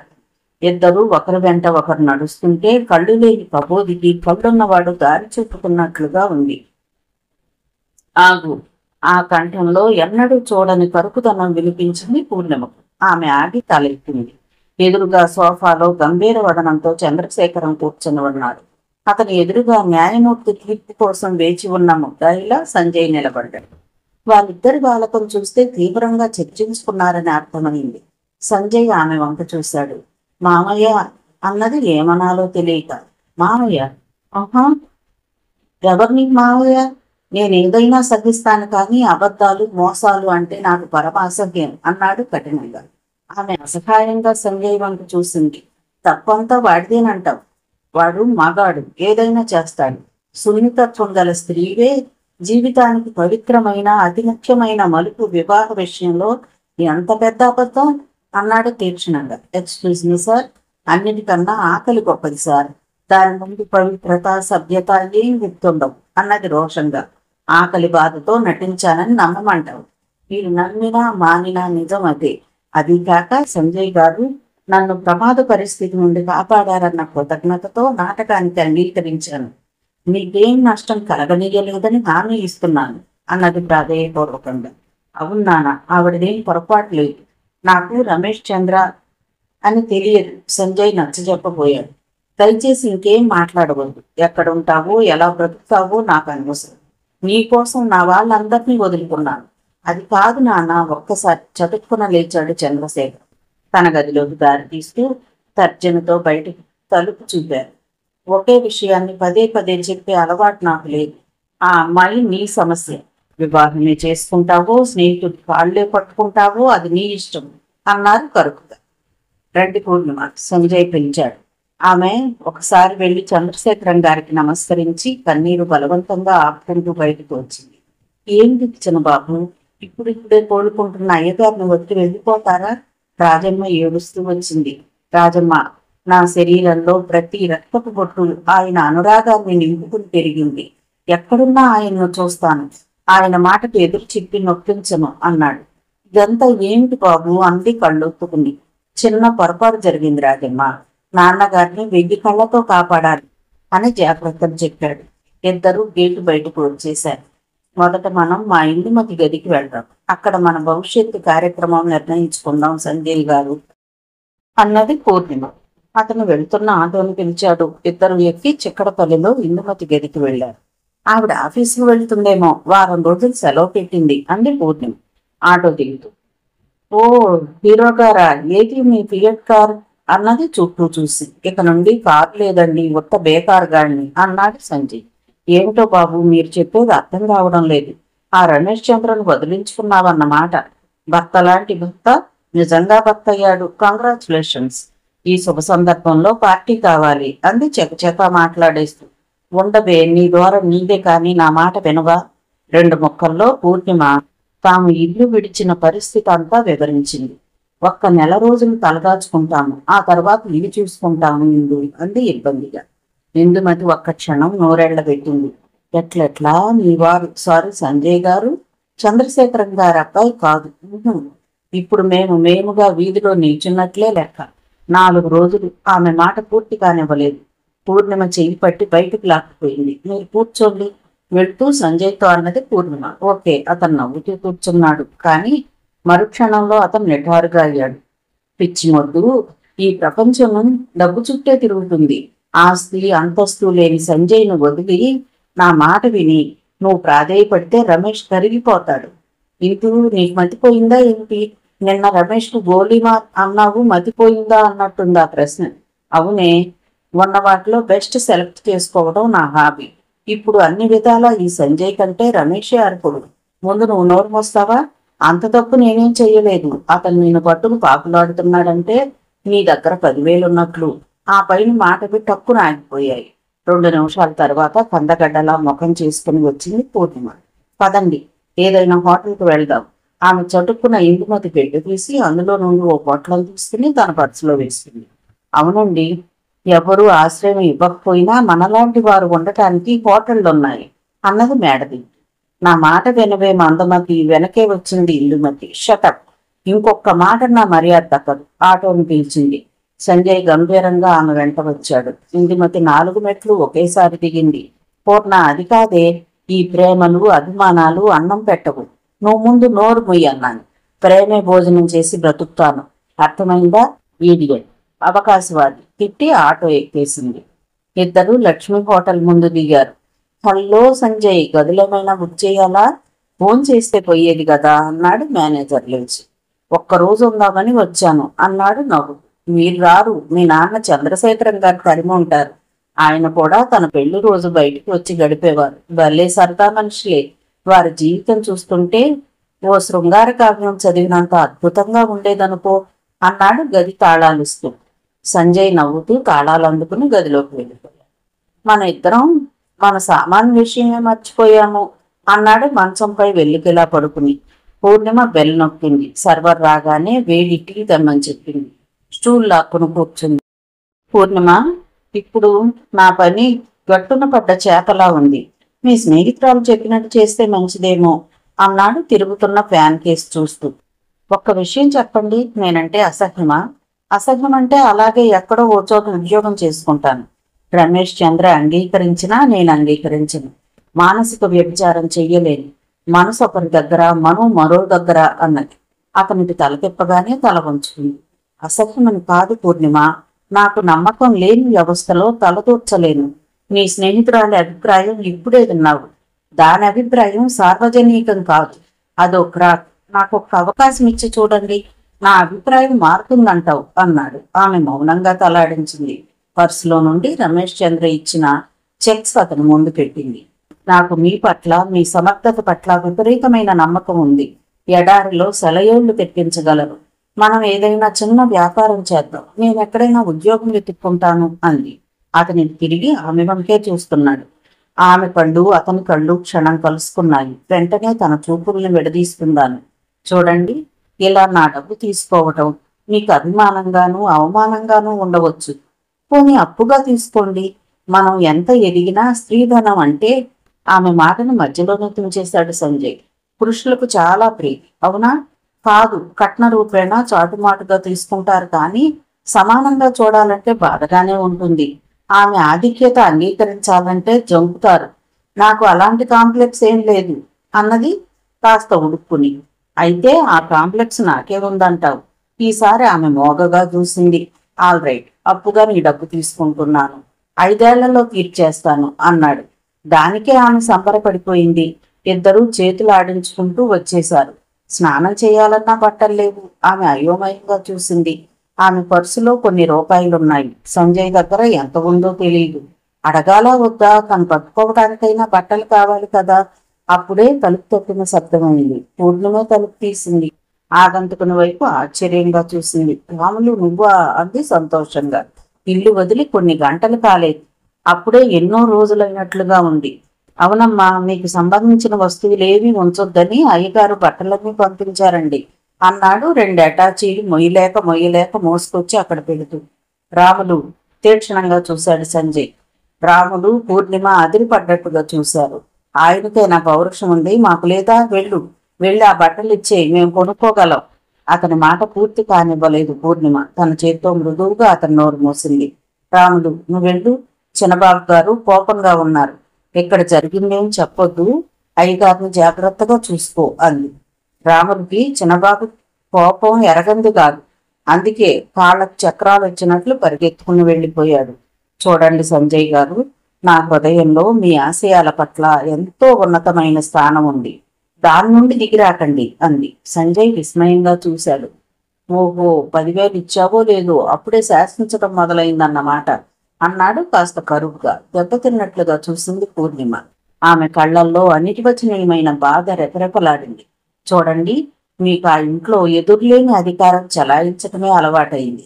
ఎదుటివారిని అర్థం చేసుకోమని ప్రార్థిస్తున్నాను. మన వాడి నాటకం ఆయన హర్షించలేకపోయారు. ఆయన్ను తప్పు పట్టడం సమంజసం కాదు. మీ తండ్రిగా కాక వ్యక్తిగా అతని వ్యక్తిత్వం మహోన్నతమైనది అన్నది పాపం అప్పగించినట్లు. చాలా మహోన్నతమైనదే, అందుకే ఇలా నడి రోడ్డుపై నిలబెట్టాడు. మహాత్ముడైన వాడు కూడా జయించలేనివి కొన్ని ఉన్నాయి. ఆ క్షణంలో కోపం భరించలేకపోయాడు అని బాయ్ని పిలిచి తొందరగా టీ తెమ్మని చెప్పింది. ఆమె మనసు నడి సముద్రంలోని నావలా ఊగిసలాడుతోంది. సంజయ్ మనసేమిటో తనకు తెలియదు. సరసోక్తులకు నవ్వటమే తెలియని వ్యక్తితో తన జీవితం కత్తి మీద సాము, నిప్పుల మీద నడక అవుతుంది. కింది పెదవిని పళ్ల మధ్య నొక్కి పెట్టి నిల్చుండిపోయింది. మిగతా కథ తర్వాత భాగంలో చూద్దామండి. కథ విన్నందుకు ధన్యవాదాలు. ఈ నవల మీకు నచ్చితే ఒక లైక్ చేయండి, షేర్ చేయండి, నా ఛానల్ని సబ్స్క్రైబ్ చేసుకోండి, నన్ను సపోర్ట్ చేయండి. మీరు ఇచ్చే ఒక్క లైక్ నాకు, నా ఛానల్కి ఎంతో సపోర్ట్ని ఇస్తుందండి. Thank you. ఉంటానండి.